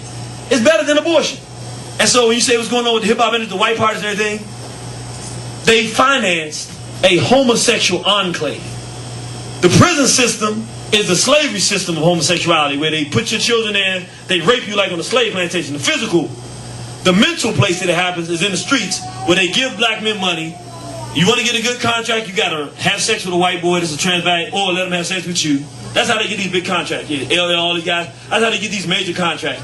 I'm not saying LL particularly, he's a homo, but I'm saying that's how they get these big contracts. They get involved in that behavior. But then, they're only there used as tools to get the rest of us into that. So, all our children like hip-hop, they go to the hip-hop shows. When they get back there, all the brothers want all the sisters to mess with each other sexually and do all this kind of stuff. Then the dudes find out these dudes are gay, but you want to get in the industry, so you thinking this is what you can do to make it, you get in. And before you know it, you got a whole appeal for a backwards death style that the whites don't have to do nothing. All they got to do is get these homos and these pedophiles money, and then they corrupt everybody. And all the whites got to do is make exposure for hip-hop, and all our people listen to it. And when you listen to it, you realize, if you really think about it, what kind of man spends his time making songs about doing harm to women and mistreating women? He got a mama. His mother's a woman. Something is desperately wrong with a mentality of a male that just constantly wants to brutalize females all the time. It's a homosexual mentality. You really look at a homosexual man, you see how the homosexuals work, they nasty people, mean-spirited. They don't like females. They want to be one more than anything, but they get jealous with a female like another woman would do. They sick and twisted. That's that same type of thing happening here. So when you listen to hip-hop, all you're hearing is a homosexual European type of mentality in the music. Be this, be that. I'm going to do this to this, be this. But don't you want a woman? Don't you want a woman that you can respect? Don't you want a woman to have a child with? None of that stuff exists in it. It's a whole homosexual industry from the top to the bottom, inside and outside. All your hip-hop friends, 50 Cent, LL, all these dudes are a bunch of homos. All of them are a bunch of, I wouldn't tell you, Queen Latifah, Eve, lesbian. And I'm not blaming many of them for what happened, because many of them are victims of sexual abuse. But That's what the whites do. They go find the people who've been violated, put them before us to bring them into it. That's all hip-hop is, the homosexual industry. That's all it is, the homosexual industry. Controlled by white so-called Jews, who are the same ones to control these media images to give us, put us in this condition. It's not difficult to break it down. Just got to do something about it. Yes, sir. What's the deal now with these historically black colleges, like choosing white prom queens and white homecoming queens? I mean, that happened at my high school. That happened at my high school that I graduated from. Fairmont High. They chose because I guess they idolized these two people as like a white female and a a Jewish guy. His name is Sherman. Last name Sherman. They chose him for the homecoming and king and queen, but this is known as a black school, and a lot of people insult it. I'm like, why is that, man? There are two. So many things they're doing against us right now, but two of the major assaults. One, we just talked about homosexuality. The other major assault by Europeans. You want to kill black people? Get us to date outside our race. Every movie you watch will have a black woman with a white boy, or a black man with some woman other than the black woman is not a homosexual. Your movie. Yes, sir. I know y'all know the commercial with the lady found the black dude outside on the street, football player and all that. Yeah. I didn't shout him in the ain't nothing that happened. But and look, they do it. Everything they're doing is this way. Why they doing it? Because it's part of the genocide program. And so what happens is, like, I was a Hampton University graduate. I'm not proud of it, definitely, but now. But for the first time, Hampton University had a white queen as. Oh, I can't call a white female a queen. Y'all know what I'm trying to say. White devil? A devil's queen. I don't know how you can put a devil's queen, but we had a devil's queen for the first time at Hampton University. Well, there's two things going on. One, even without others controlling this, they are conditioning black people to hate ourselves so much. We just talked about the movie. Black people hate being black. The alternative to that is to want to be white and get closer to whites. So anything we can do to show, just like black people, we have some stuff that we like doing. We dance real good. We have a party. Then somebody white come in. Y'all know exactly what I'm talking about. Then they start dancing a little bit good. Not nearly as good as black people. We like, oh, we all happy. Why? Because we worship them. It's the same sickness in Kemet. One white folks come down into Kemet and act halfway civilized. We like, see, they can learn too. And before you know, we were sick with it. We're sick integrationists. But it's part of the agenda. Because, a couple things. One, it's racial genocide. Well, we don't realize, people think that because the black gene is stronger than the white gene, that we can genetically annihilate them. This is what they don't understand. We've never historically genetically annihilated them. The only genetic annihilation between black and whites have been whites genetically annihilating us by taking large groups of black people, teaching the black people that it is evil to mate with another dark-skinned person, and all like in Brazil. Truman, when he went down to Brazil, what the president of Brazil told him is, see, you don't understand the process of dealing with black people. You try to destroy your Negroes by segregating them. He said, that's a bad decision. We do it differently in Brazil. He said, we integrate them. And eventually we wipe out the black gene because we get low doses of melanin in it, but it becomes almost negligible after 3 or 4 generations. And you don't even know that there were black people here. And we don't even have to fight with them. We just get them to date outside their race. So it's a genocidal process, but also it goes to another part of what they're doing. When they decided it was time to take the Native Americans' land, they started making up these ideologies that it was right for them to have the land. They started marrying them to Native American families, and that's how the war was between them. They came over, they learned how to live, and they did it. What they're doing now is they no longer want the resources of Africa or our work. They don't need it. They've industrialized. They got machines to do it. They want the African continent. So if you start listening, you'll start hearing them say some real different stuff now, like, y'all heard this thing? We're all humans. We're all humans. Why are they saying we're all humans? Before it used to be whites and the black. No, they don't want to separate it now because their plan is to come and take Africa. So they even also say we all have, this is stuff they write now, we all have a common ancestor. Right. An African ancestor. We all have a common African ancestor. So we all, technically come from the same African ancestor. We're all Africans. Right. So they got, you got to understand, they're going anyway, one way or the other. I mean, 1 second, but yes, sir, you next. But the object is to take the African continent just like they did the Native Americans. But in order to do it, they condition you mentally. So like, black people who are not prepared, we go, wow, now whites are admitting that we the first people and that they Africans too? That's so beautiful. No, fool. He ain't changed. Now that you've admitted that he's African, now he got just as much right to Nigeria as you do. And he wants to have that right since he's coming to take it from you anyway. And you'd be a damn fool to sit there and agree with him to do it if you know what he's coming to do. If you're smart, you say no. White folks is white folk, they from Europe, Africans from Africa. Who cares about genetics and that? You know the objectives to take from you. And in answer to your question, what are the white queens? You're going to see so much integration and so few positive relationships between black men and black women in the media, because the object is to destroy and eradicate our race. And so all of these things that you're saying, what is this? All of them are for the same thing. They want us to date outside of our race for the purpose of genetic annihilation. Yes, sir. Yeah, this is a spoiler alert for anybody going to see the movie 2012 that just came out. That's it. Basically, in the movie, you got this one brother who's a scientist, and he's warning the whites that basically the world is about to end. And there's one white or whatever who's the head of this project that is supposed to like save a small group of wealthy whites and wealthy people in the world. They build these big arcs, these ships, so that when the world ends and all of the stuff. All the ground comes up and the world floods over and everything like that, they would still survive. They were saving the species, kind of like a Noah type story, or whatever. But at the end, there was a group of people on the deck that were getting left off the ark.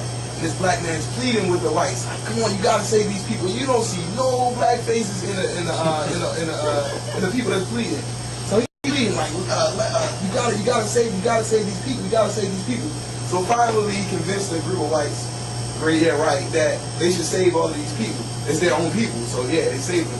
So they got on the arks, and the world ended, it flooded over, they got everybody on the ark in time, or whatever. So, at the end of the movie, it was kind of a beautiful thing. They had got, they saved everybody, and, everybody was on the ark, and the look or future of the human race surviving at the end of the movie was, made you feel good. But then they showed the world, how they zoomed out of the world, and they showed how the whole world was flooded over. And the only continent that was still not under the water, the whole continent was Africa. I'm like, wow, these movies that they create, they indoctrinate the people, and they show you what they're doing, where they're going next. And some people, it's some people take it too far and they get a little spooky with it, whatever. But if you just look at the signs and you look at the symbols, the crackers, they tell you where they're going and how they're gonna do it. And this is what else they do. See, I'm just how racist whites really work. He just said it in a nutshell. In other words, everybody got to pick up the world. It's not really about a movie about the world, isn't it? It's about the fact that all the resources have been plundered all the rest of the world. They will go back to Africa and take it for their own. Now, here's the brilliant part of it, though.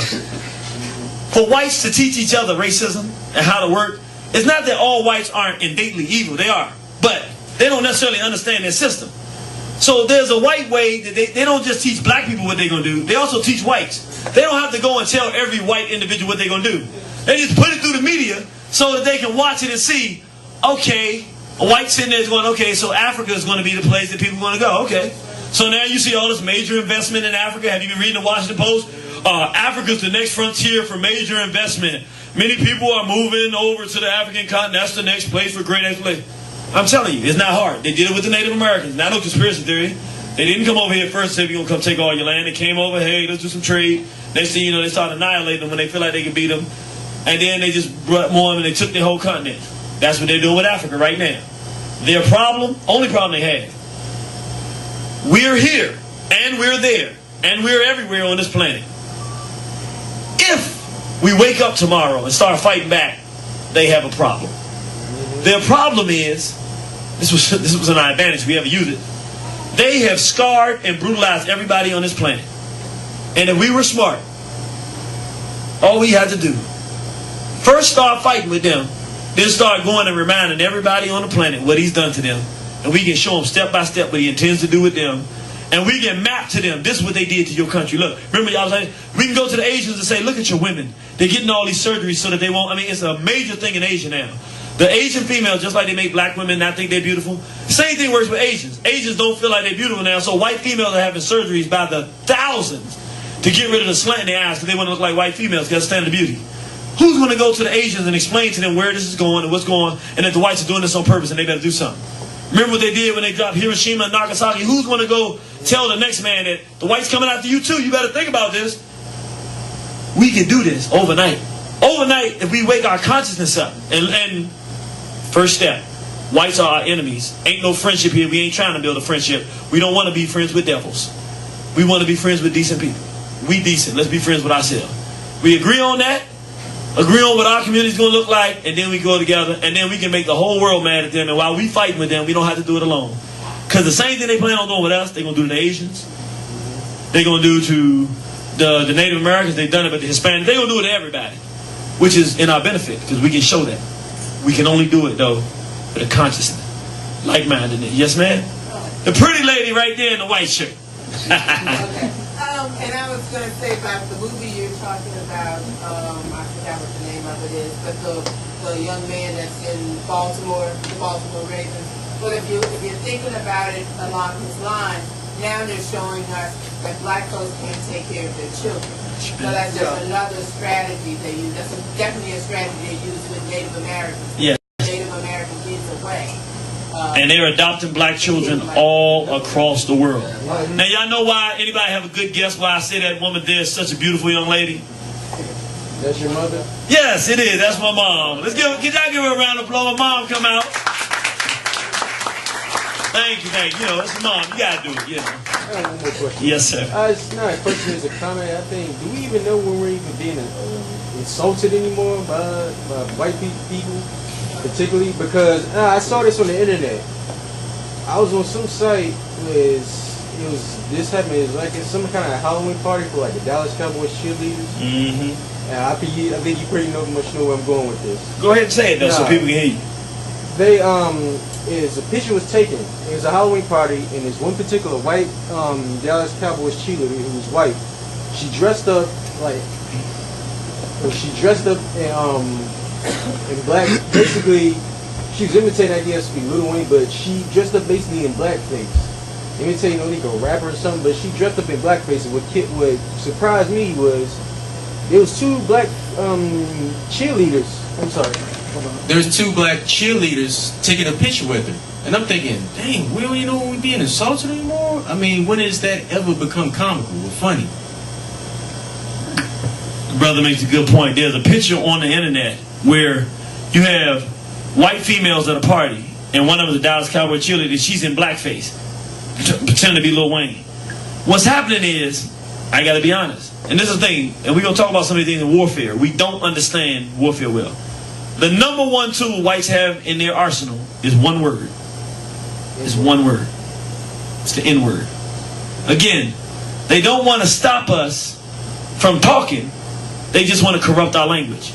They are the ones who's supposed to call us the N-word, which is a weapon of warfare against us, which once we recognize it as warfare, we retaliate, we fight back, we stand up and say, no, we have self-respect and dignity.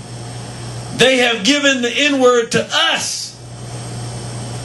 All you do every time you say the N-word, I don't care what the circumstances are, is you say black people have no value.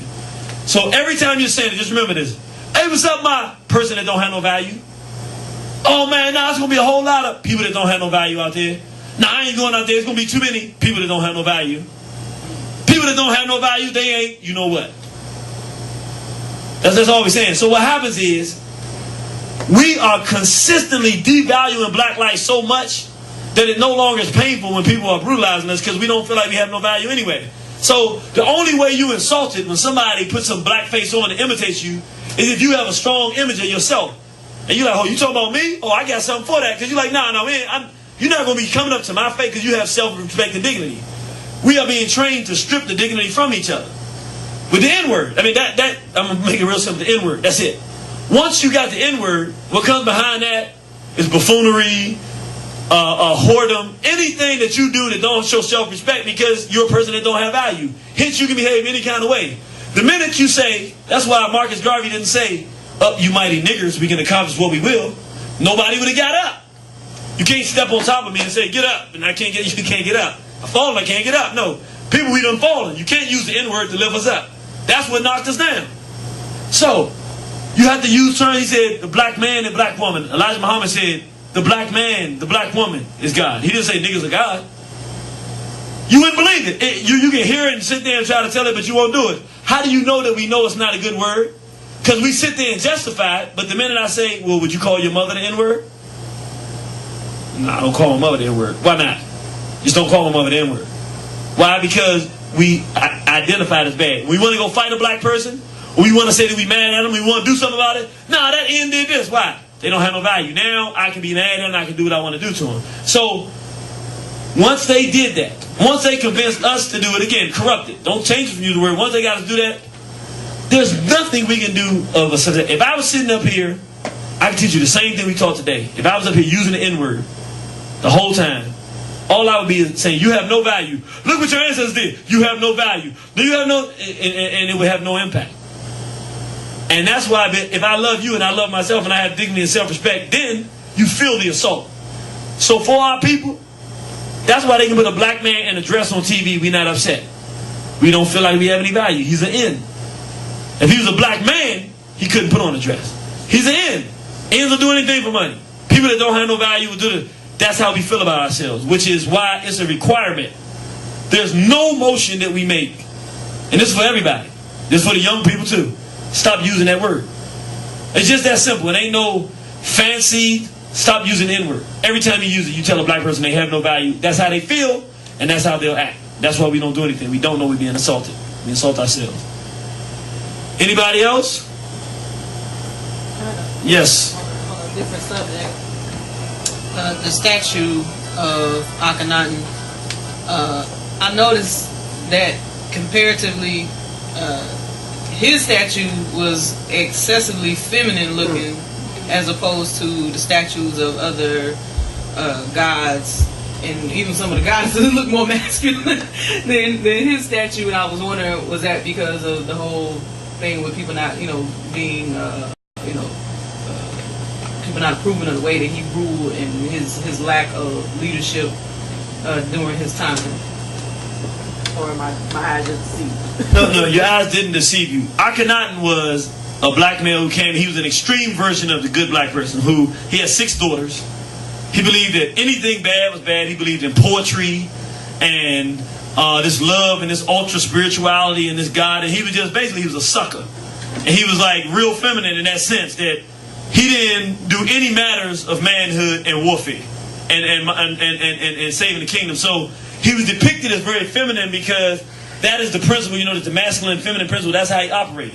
He wasn't a homosexual, but in today's, we call him a punk. And that's a nice way to call him. He's a chump. He was a chump of the ancient world, but for our ancestors, no. Ancestors didn't draw him like that. They destroyed everything he did. He was literally erased. There's just a few things that were left behind him, just to even have a memory of him that just survived, were like that because that was his character. And of course, in the context of the world we live in today, it looks like a homosexual. That's just really what you're saying. Because when you look at it, it looked kind of gay. He got the stomach, but it was saying that he had that nurturing spirit of the female. He was feminine in his love and caring. He didn't want to fight. He liked flowers and all this stuff. He was a punk. And our ancestors, is why it's good. I'm glad you brought that up. Our ancestors were very clear on it. Punks don't get no love. If you're a coward, you don't know God. You stand up. If you're a man, you better be one, or you get no love. And so that's why Akhenaten is very important, because Akhenaten is mirrored to, I'm just going to be honest, his philosophy will be similar to Martin Luther King's early philosophy. Love everybody. That's Akhenaten. Or these preachers today holding doves and, these nice, sweet hearts, love everybody, turn the other cheek. That was Akhenaten. Our ancestors said, if you like that, you're not spiritual, you're not a man of God, and more importantly, you won't be remembered. Loving everybody, trying to be nice, you ain't going to be remembered. You ain't nobody. Anybody else? Going once? Oh, yes, sir. I saw it there when the brother that was talking, a couple of white folks that was leaving out the traffic, they like, so we're going to start after a while, they were heading on out. I was like, okay, they're getting out of the way. And that's true. He got a good point. This is what we don't understand. And this is why people who teach us to turn the other cheek are evil. I'm not even going to take nothing. Even if they're not doing it on purpose, it's an evil thing to teach people. The most effective way to get something out of white folk, even on the job, if you let one of these mean, nasty white folk walk over you, if you let it happen the first time, he going to walk over you for the rest of your time. You know how you can get the most racist, low-life cracker in the world to show you some respect? Get up in his grill. I mean, on my job, I have to do the same thing. I mean, I work on a plantation. They walk up to me talking. I say, ho, slow down. Who you talking to? I could be wrong, but once I saw you, I said, ho, who you talking to? Because what happens is they go, whoa. They're not used to that. They're used to that old, I'm scared. And I'm like, look, I go get another job. But at the end of the day, it's a parking lot out this joint. And there ain't no cameras in there. If I had to follow you out there to straighten you up, I'm going to do it. I don't have to go that far, though. Once you, and you know what I'm saying, it says the same thing. You guys, I'm talking to you and you say, wait a minute, slow down. First of all, I don't like your tone of voice. Nobody talks to me like that. Secondly, then you start getting in, hopefully you're right, because if you're wrong, it's kind of hard. You gotta say, I was wrong, I gotta fix it. But God forbid you be right, then you start letting it. So first of all, you're wrong, because this and this happened. Secondly, don't ever come to me again, accuse me. Next time, let's have a civilized dialogue. When you talk to them like that, I'm telling you what happens. They got a choice. They either fight with somebody that fights, or they got 20 other black people that they can do that to. What they gonna do? They gonna, and what you gonna start noticing, you will think now, I mean, it's not perfect. I'm not telling you go do this and lose your job, but I'm saying, most of the times, when you check them like that, most of the time, they start showing you respect. You start having an easier time. When you do mess up, they don't even beat you up that bad because you checked them. It's just real, it's like a bully. But they got all these other black people that they can do that to. And as long as they don't see you making them other people strong, most times they get off your back. Not all the time. Sometimes they, they come in, but it's evil to teach black people not to fight with whites because that's the only time you get respect. Why do you think the Nation of Islam is able to exist for so long? They had bloody battles in the street with the police. Every time the police have ever gone into the Nation of Islam, every time they lost. Every time in the history of this country, they ran in, they walked, when they left out, they didn't have their guns with them. You're not supposed to go in the mosque armed. They came out unarmed. That's why they went in with guns, they came out well, they didn't come out, they slid out without their guns. And guess what? They get respect. Not that they like them, not that they won't try to destroy them, but the only black people, and the only circumstances where you get respect from whites, I don't care if it's the court, if you fight them in court, I don't care if you fight them in the street, I don't care where it is, but if you don't stand up for yourself, whites will trample over you because unlike black people who, if you don't fight back, we always said they left you a way out, whites ain't like that. What they enjoy is trampling over people. They enjoy destroying you. So if you stand there and get your behind destroyed, oh, you making their day. Matter of fact, a white that would not mistreat you will doubly mistreat you if you let him get away with it. Because now you know he can mistreat you. Look, when he get up in the morning, you getting up going to job, man, I hope I don't have problems today. I can't wait to get on this jig today. That's all he's thinking about. Check him one time. Respectfully and be right. Check him one time. He ain't gonna mess with you no more. Most times. That's why I say the people that teach you to turn your other cheek, they're liars and they're cowards. And they're evil because it's not true. It doesn't work. Going once, going twice. Uh-oh, my brother. I want some more information on about Minkin Rob Tahuti Mays, or you mean the deity Tahuti? There are a lot of what's a good book on the African deities? Let me get back to you on that because I'm not sure about Tahuti. I know a good book on some of the stories, Stolen Legacy, some good things in there, but I don't know if it deals directly with that. I'll give you an answer about that later. Thank you, brother.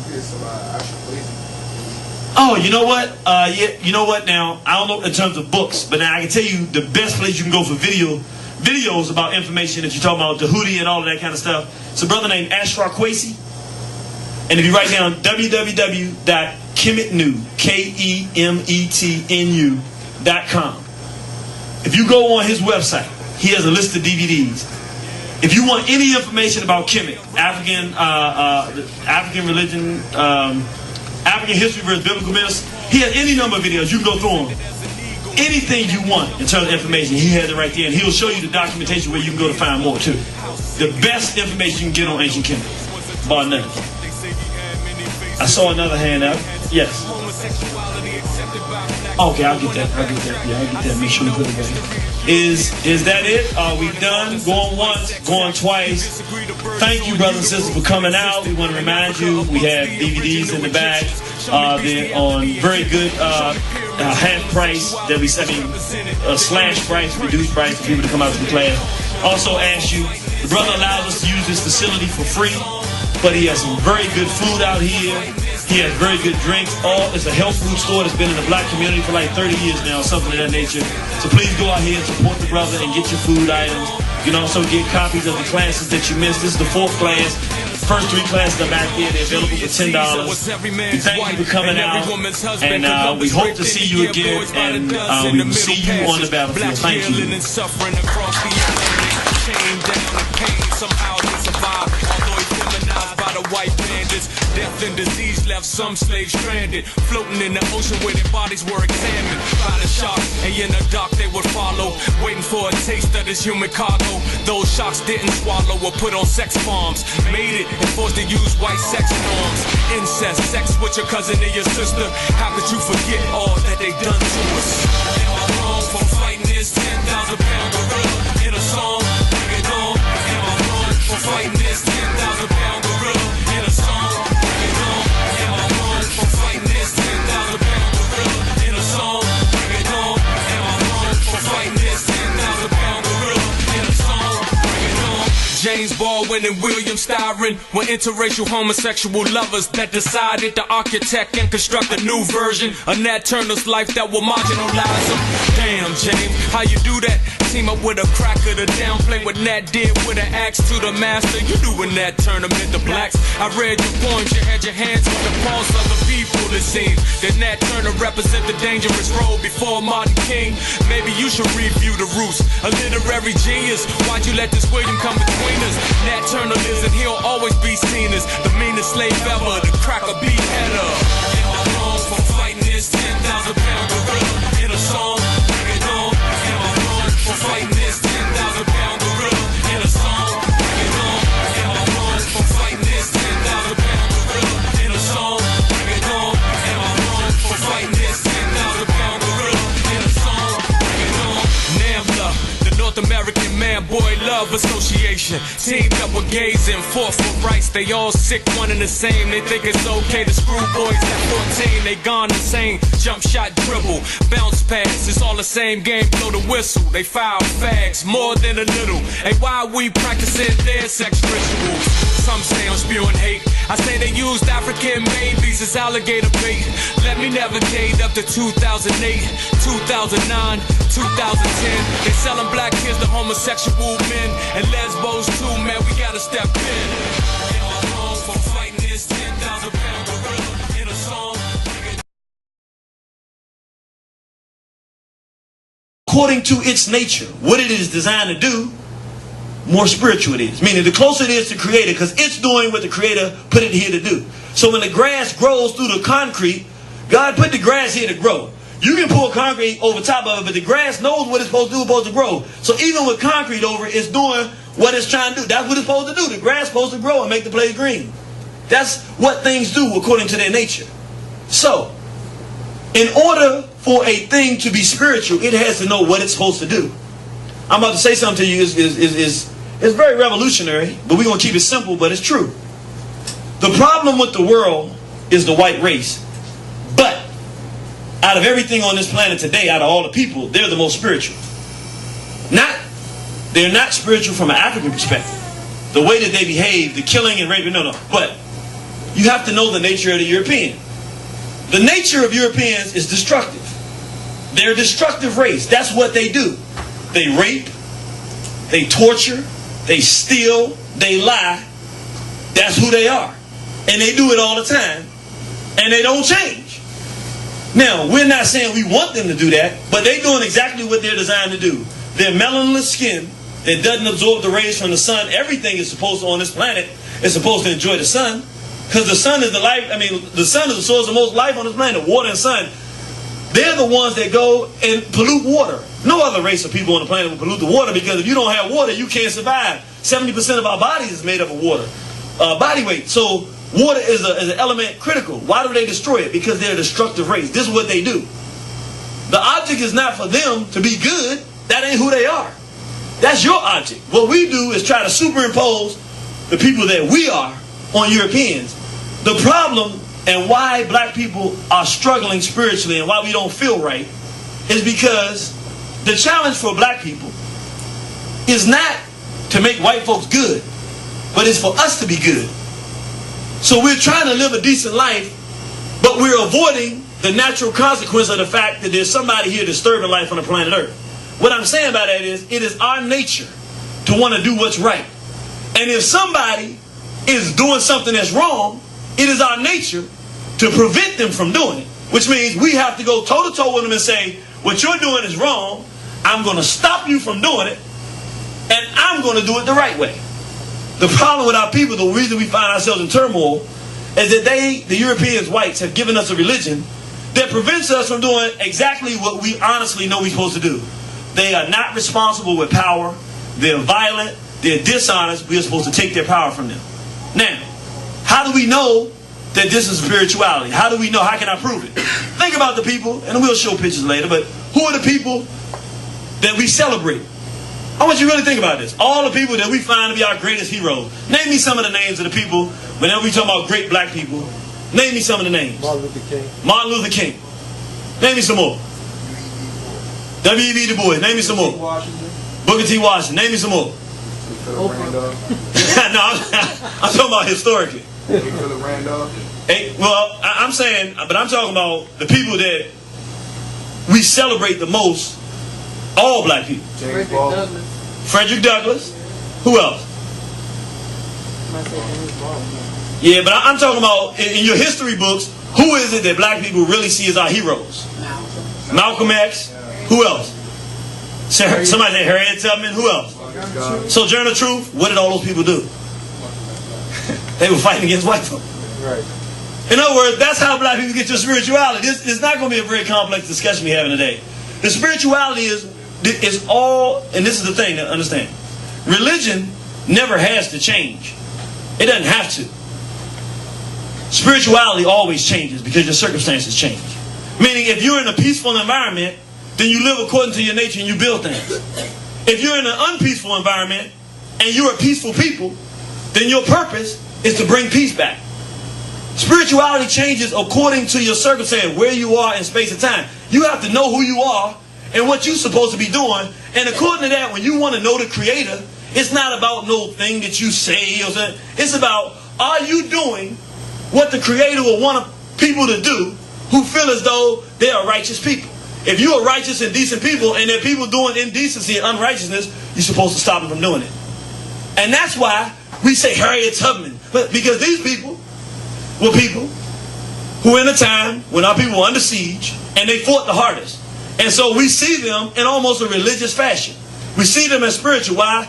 Because they did the things that we needed as black people to help make our condition better. And so we're going to see that when we go back in time, this problem that we're facing today of being confused about religion and spirituality is something that our people have been facing for thousands of years. Let's go back before we had whites dominating African people. Let's go deal with some African spirituality. When we go back to ancient Kemet, there was a story.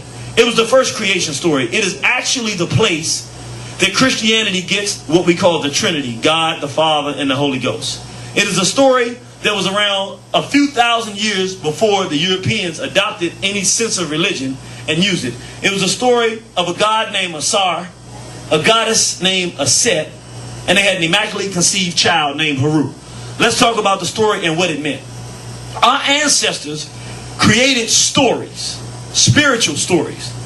We were not supposed to believe them in reality. The purpose of the story is to tell the people who they are and what they're supposed to do. I'm going to tell you this story that's thousands of years old, and what is going to be so remarkable, this story that occurred 3,000-4,000 years ago is the exact same story where we are today, which means our ancestors knew who we were. It is a story. The first man and woman, the first god and goddess named Asar and Aset. You had a just man. He was a decent man and he was a benevolent ruler of the land. He was a good king. They called him the Sultan in Kemet. And he ruled over the land of Kemet, Egypt at that time, which was the greatest nation on the planet during that time. And he had a wife named the goddess Aset. Her name was Aset. And they loved one another and they ruled the kingdom together. Well, he had an evil brother named Set. This evil brother here. This is only for the strong here, but this is a lecture out of all the lectures that is one of the strongest ones we have, called Nat Turner Rising. We welcome you to the Institute, and we're going to get right into the class. We have, basically, there's a man named Neely Fuller who was sitting on a hill. He was in the military some years ago after the Korean War, or in the Korean War. He was in the war. And he was sitting on a hill, and he said he was just sitting there thinking. And he started thinking, and he said one of the things that he realized is that the way that the world is can't be by accident. Why is it that wherever you go, whether it's Korea, America, Africa, anywhere, whites are dominating? He said it can't be by mistake. And he started thinking, and he said it just came to him that this was a system. Meaning it wasn't just people don't like people and people, it wasn't by chance. This was actually a system that had rules, ways that it operates, all of these different things. And he began to sit through and think through this system. And then at some point he decided, I'm going to write this down and explain to our people how this system works. How does racism really work? What is racism? How does it work? And what are black people supposed to do in response to things that happen to us? So he drafted this whole thing, and in doing it, he said, whites have a system so that they can dominate the world. And it's in every area of people activity, meaning they don't leave anything out. They don't just dominate the world militarily. No. They target everything that you do for their rulership. And so there were, he said 9 major areas of people activity. We included health, so that makes it 10. And we're going to go through them very quickly. Economics, education, entertainment, health, labor, law, politics, religion, sex, and war. In other words, any time during the day, you're probably doing one of these things. Like right now, we're going to do education. So at any given time during the day that you're active and doing something, you're probably involved in one of these things. And what he said is that the whites and their system of racism, white supremacy, targets controlling and dominating black people in every single one of these areas. Thus far, we've already tackled economics, labor, law, politics. We've also done sex and health. So now we're on the topic today of religion. And I start with this picture because in order to have this discussion, I want you to understand we're going to talk about religion and spirituality today. What it is, what it's supposed to be. It's not going to be a very sophisticated conversation. It's going to be very, very simple. And it's not going to be, most of it is not going to be talking about what's going on today. In order for us as black people to understand spirituality and religion, we cannot start with something that was given to us. We have to understand something. And this is not an insult to anyone. We're only here to be honest and tell the truth the way it needs to be told. But all of the established religious orders that black people participate in today, the major ones, Christianity, Islam, Judaism, Buddhism, each of these religions is one that was given to us by somebody who didn't like us. It's not an insult. It's just the truth. Meaning, we did not call ourselves Christians before they put us on slave ships and brought us to America. We did not call ourselves Muslims before the Muslims came and the Arabs came and invaded Africa and told us that we had to call God Allah. I mean, the process was through the sword or through enslavement where we got the religions that we have today. And so the problem with our people is that we start talking about religion and spirituality from a contemporary position, not considering how we got into this. So what we're going to do today, before there was a Islam, before there was a Christianity, before there was a Judaism, there were black people and we did beautiful things. We're going to look at these things. There's nothing I'm going to tell you that I'm not going to show you. I'm not going to tell you we did something. I'm going to show you where it is. I've been there. I put my hands on it. This was you. This is what you did. This is what your ancestors did before somebody else came and told us to believe what they wanted us to believe. Our point is, and this is something, it's going to be a lot, but it's the truth.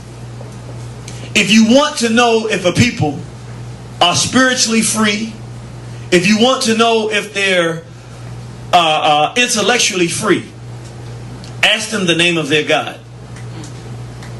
If the name of their God reflects them, their culture, and their multitudes of generations, going back to infinity, a name that accurately reflects those people, then those people are probably spiritually healthy. They're probably mentally healthy. If you ask them the name of their creator, and that name is a foreign name, then you can pretty much guarantee that there's a foreign person dominating those people. Meaning, whoever that person is, whatever the group they belong to, the fact that they believe in a God that does not reflect them, their language, their culture, and their history, back generations, it means that those people are being enslaved by somebody. And you don't have to go far to find out who their slave master is. All you have to do is say, if I take that name and trace it back, what race does it go to? And whatever race that name belongs to, that's who's enslaving those people. That's the reality. And so I show this picture because it accurately reflects the condition of black people today. Due to no fault of our own, our real belief system, our real character, our real core people that we are, the way we relate to the Creator, everything that is good about us was taken from us. And the way we relate to the Creator today is the way that those who have enslaved us tell us to. The problem with that is they enslaved us for the purpose of keeping us enslaved to them. So even if their religion or their spirituality could lead us to freedom, they will change it to keep us enslaved. Because the only thing that they teach us, the only thing that religions outside of things that black people create do, is tell you how to be a better slave to that religion. So we're going to discuss this today. I want to start by just showing and giving special thanks to a brother and sister. This brother's name Ash Rakwesi. He's known as the master teacher. And this is his wife, Sister Mary Rakwesi. And much of the information and the understanding I have of spirituality and religion and so forth, but have you, I got from this man right here. So I want to give him that honor and appreciation for opening my eyes up with many of the things I'm going to share with you today. And what's so special about them is they don't just talk. Who for no apparent reason was jealous of his brother. He was jealous of the fact that he ruled the throne. So he decided he was going to undermine him. So he invited him to a party and he murdered his own brother. And he killed Asar and he cut him into many pieces, 14 pieces, and spread the body throughout the Nile. And so when Asar's wife, Aset, found out that her husband had been killed, she went out and she gathered all the pieces of his body that she could find. And she found all the pieces except for his phallus. And so she put all the pieces together. And through her love for this man who was physically slain, even though he was physically dead, his spirit came to life. What are we talking when we say a spirit? Every person in here has what we call a spirit. It's something that you can't see physically, but the physical body is the shell. But what makes the person what we call intelligent? What makes the person we say funny? What makes the person when they walk and you say that person just got a good vibe? That's the spirit. The thing inside the person, that's the real person that you know. You don't just know the physical person. The real person that you know is the one that's honest or dishonest, the one that has courage, the one that you like to hang around because they're just cool and laid back. All those descriptions are the description of the real person. That's what our ancestors called a spirit, because you can't see it, but that's the real person. Ain't nothing spooky, ain't no ghost going and floating in the sky. When people say spirit, we just talking about the real person, the way they are. Not the physical person, but the real way that person is. That's the spirit. And so, she loved the man so much, his physical body couldn't come back, he was dead. But his spirit came back to life and impregnated her. Now, what is that story about? Can that really physically happen? No. But what is the story about? The story is saying that as black people, our general nature is to be kind and benevolent. But throughout time, we're going to face circumstances of assault. People are going to attack us because of our goodness. It's going to happen because our nature is good, and because evil exists, it will exist and come and attack us. But when it attacks us, no matter how bad things look, we always have hope. It's a story about hope, because a physical man who's dead, a wife who's never been impregnated, then there can be no child. It looks like everything is over. The idea is that even though it looks like everything is over, our ancestors said we are a people who are always forever hopeful. No matter how bad things have been or haven't, there's always a future tomorrow, and we should never give up. So what happened? She gets pregnant with a child, and now the child comes back. Here's the part that's important for us to understand in our spirituality. This is our people. This is our ancestors telling our collective story. This story will be 1,000 years in the past and 1,000 years in the future. As long as we're on this planet, this is who we are. When her son was born, she had the option. She could have not told him about what his uncle did to his father. She could have tried to raise him to forget all of that and live a new life and just blend into the society. No. What did she do? When he was old enough to understand, she said, your father was murdered by your uncle. And your uncle is sitting on the throne now. And the kingdom is in disarray, it's warfare, famine, and all of these things. And it is your job as a young man to avenge your father's death. To go to battle with your evil Uncle Seth and defeat him in battle. and restore the kingdom to balance. In other words, yes, sir. Lion King? I like that, brother. Oh, I see that brother pulling out. Let me say the brother just said, the Lion King. Exactly. Let us talk about the movie The Lion King was written by a black man who obviously understands the history of black people. Sometimes our people get in positions of power. They may not tell us, hey, this is the story of your ancestors, but you end up loving it because they're telling you your story and that you have hope. Let's talk about The Lion King. I'm glad you said that, brother. I don't always bring that stuff up because it sounds like conspiracy theory, but since my brother put it on the table, we can talk about it. Let's talk about this story, and then I'm going to relate it to The Lion King. Haru is raised. He goes out to battle. In battle, we talking about physical battle, warfare. He defeats his evil Uncle Set. He restores the kingdom to balance. And he is once again the benevolent ruler of the lands again. Now, this was prior to the Atlantic slave trade, but we had that experience with whites. So you can look at the evil being any evil, white or any other evil that come and try to destroy good. In The Lion King, they took that same story, but they were really talking about black people and the white race. Let me show you how they did it. It was a brother who wrote it. That's why he was able to get away with it. And all the white folks saw it was a good story.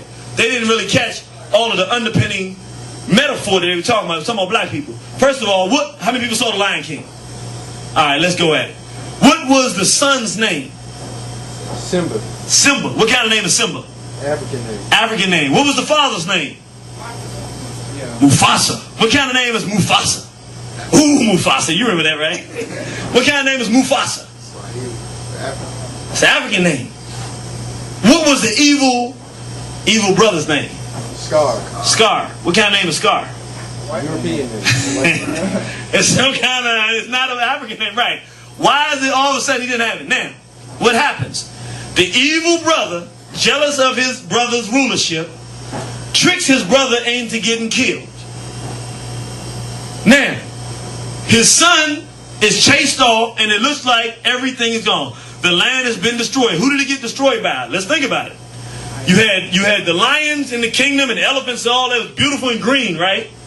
The evil folks came from where? Elephant graveyard. The elephant graveyard, that cold place. Remember? Yeah. They looked over there and they said, you can go anywhere, Simba, but don't go over there. Yeah. It's a place of death. And when he went there, it was morbid, it was desolate. What is that representing? Europe. Where Europe doesn't have any resources. It's cold, it's harsh, they don't get no sun. I remember I went to, last time I went to Ethiopia, we had to stop in, I think it was Holland. I'm not exaggerating, I know y'all can think I'm lying, but we had to be like 6 hour layover, maybe 8 hours. We got there, in the crack, we got there like 4 in the morning, and we stayed there like past noon. And the sun never came out. We sitting in the airport, and I'm like, you sit in the airport, usually you're like, man, I can't wait for the sun to come out. The sun never came up. And I was like, how can you live in a place where there's no sun that ever comes up? But this is European. And that's what was being reflected in The Lion King. This desolate to people. Every year in July, they do a pilgrimage back to ancient Egypt. What we called, our ancestors called it Kemet, the land of the blacks, the land of black-faced people. And this is where our ancestors laid down the foundation of math, science, all the disciplines that we study today. All of them, we'll look at this, were in ancient Kemet. In order for us to understand really spirituality, religion, God, and all that stuff, we're going to travel back to see how we viewed the world before we were enslaved. Is that all right with everybody in here? Yes. All right, let's take a trip.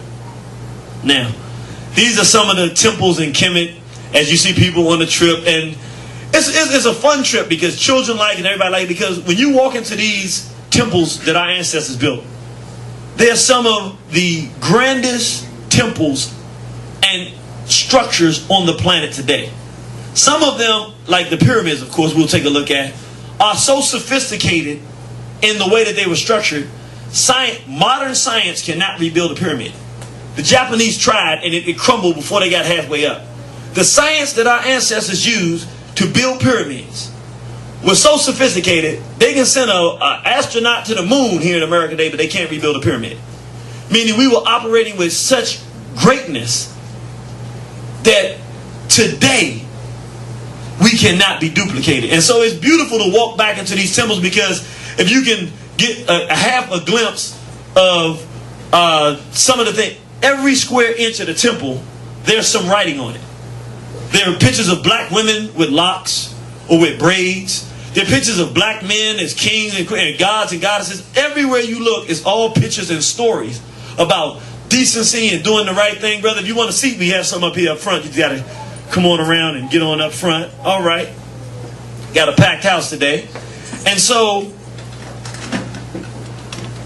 these are just some of the temples and some of the things. And so I tell everybody, one of the best things you can do for your life and for your children and for your family, if you get a chance, make that trip to the Kemet New Know Thyself tour.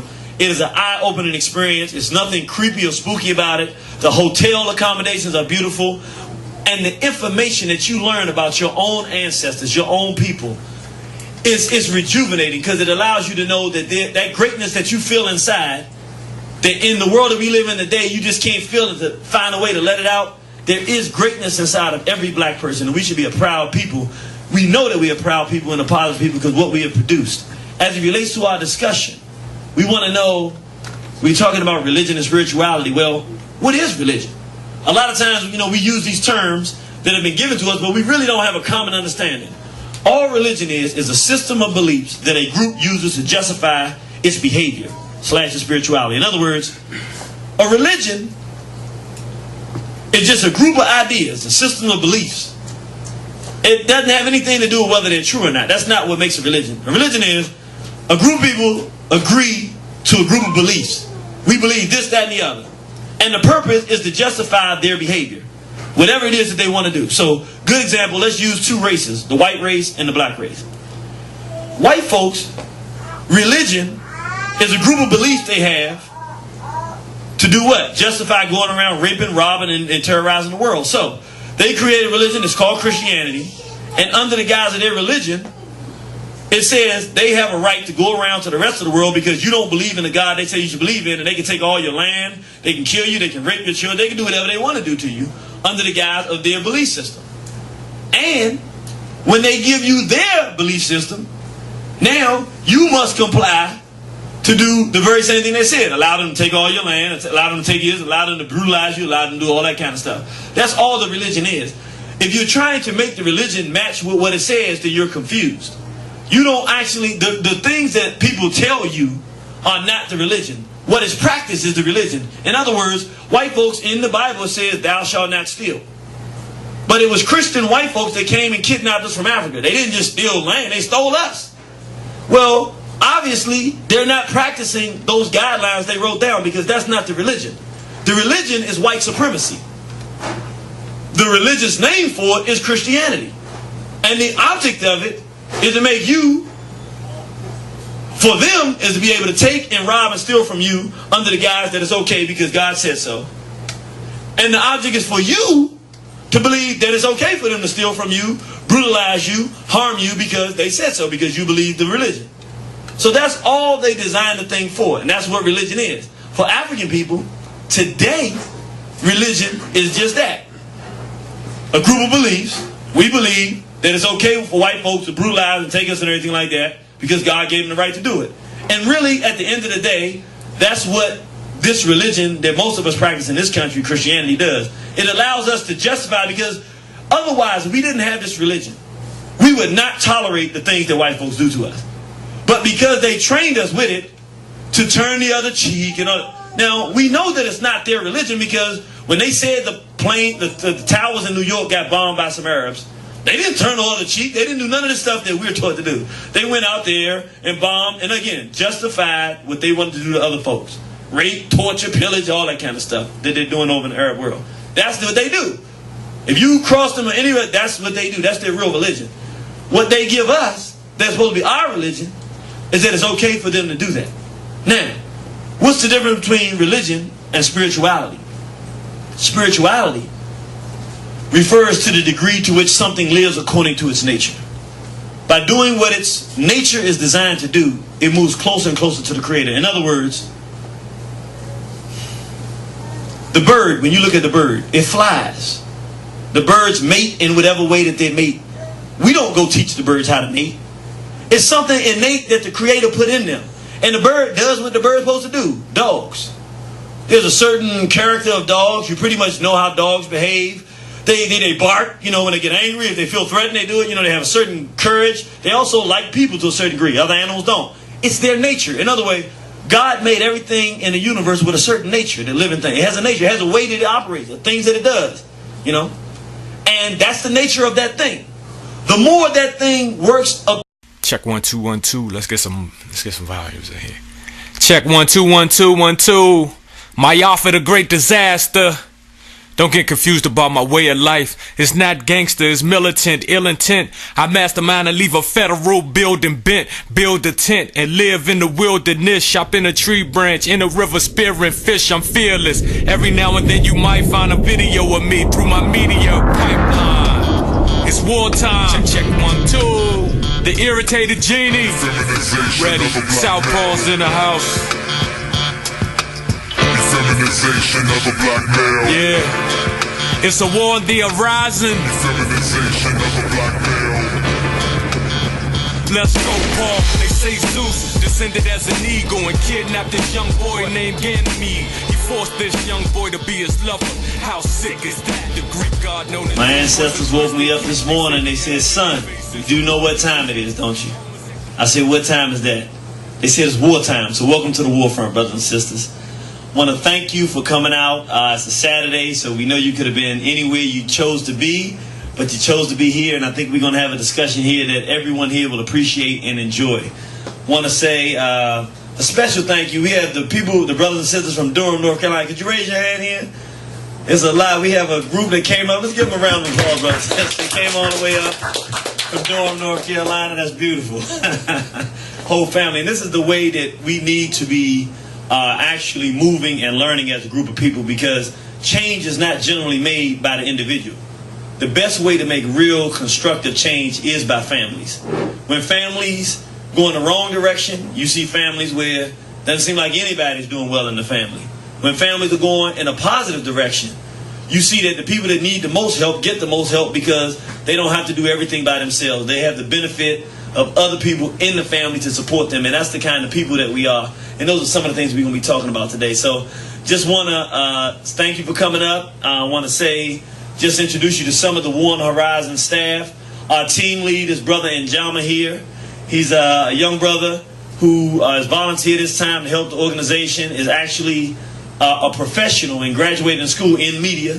So he does media productions, and some of the lectures you'll see he put them together, particularly the Nat Turner Rising. He actually puts the information together, and he does it at no charge. We also have our sister, the chief administrator of the organization, Sister Naisha in the back, who's also volunteering her time. Very successful brothers and sisters who realize that our people need to have better information so that we can make better choices. So we want to thank you for coming out. We don't do a whole lot of introductions. You at the War on the Horizon, the Bookman Calls Institute, which is sponsored by the organization War on the Horizon. And War on the Horizon, the object of the organization is to educate our people and wake our people up mentally to realize that we are under attack and we are in a war. And anytime you're in a war and your well-being is under attack, it is the only thing that you can do for an intelligent person is to prepare yourself to fight on your position and from your standpoint. So as black people, we have to do that which is in our own best interest. But the only way we're going to do that is if we understand things that we're facing. And so this is a base level course. It's not designed. How many people in here have seen any of the lectures?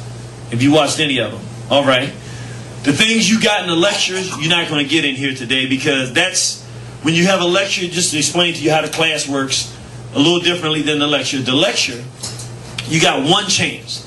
You got people coming out to hear something, and it's almost like a show. You got to entertain people. You gotta give them education. You gotta do all these different things during that portion of that, because you got one chance. You may never see this person again, but you gotta move them at that moment, and they gotta walk away and decide what your object is to make that person say, "I want to help do something for my race," in that one shot. So it's a different thing. This is different. This is a course where step by step we take our time and we actually learn about the things that we're dealing with. We re-educate ourselves so that all the miseducation and misinformation we've been getting yesterday, we get a new education today, and we keep it very simple. We don't get complex. So the discussion we're going to have today is going to be just as easily understood by the 5-year-olds in the room as the 35-year-olds in the room because it's designed to be very simple. We go through the major areas of people activity. We just start off here. I just want to show some of the products that we'll have in the back that'll be available for your consumption at the end. Could you hit the light for me, brother? Oh, thank you. All right. Some of the things here, these are some of the lecture DVDs. The Feminization of the Black Male series is the most popular one. It goes with the book War on the Horizon, Black Resistance to the White Sex Assault.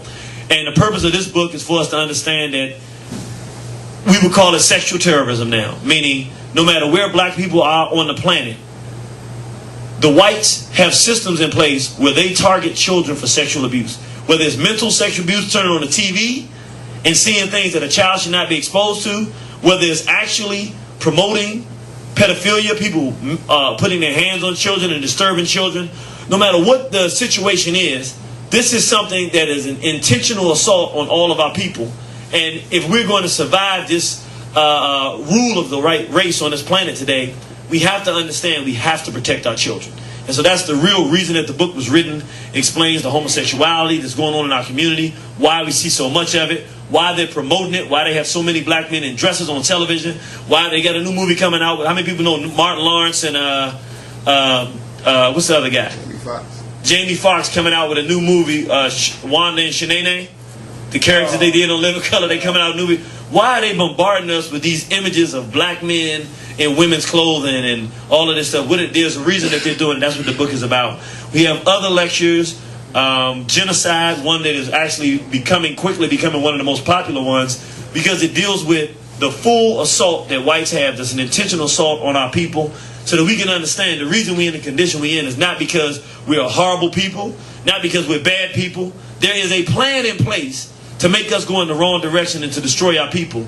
And the purpose of this course is to stop playing games and pretending like it doesn't exist, to analyze it so that when you walk out this door, you can make better decisions. We have a lecture in the back that we tell people, don't get this one if you've never seen a War on the Horizon lecture. Don't get it. This one's the tough one.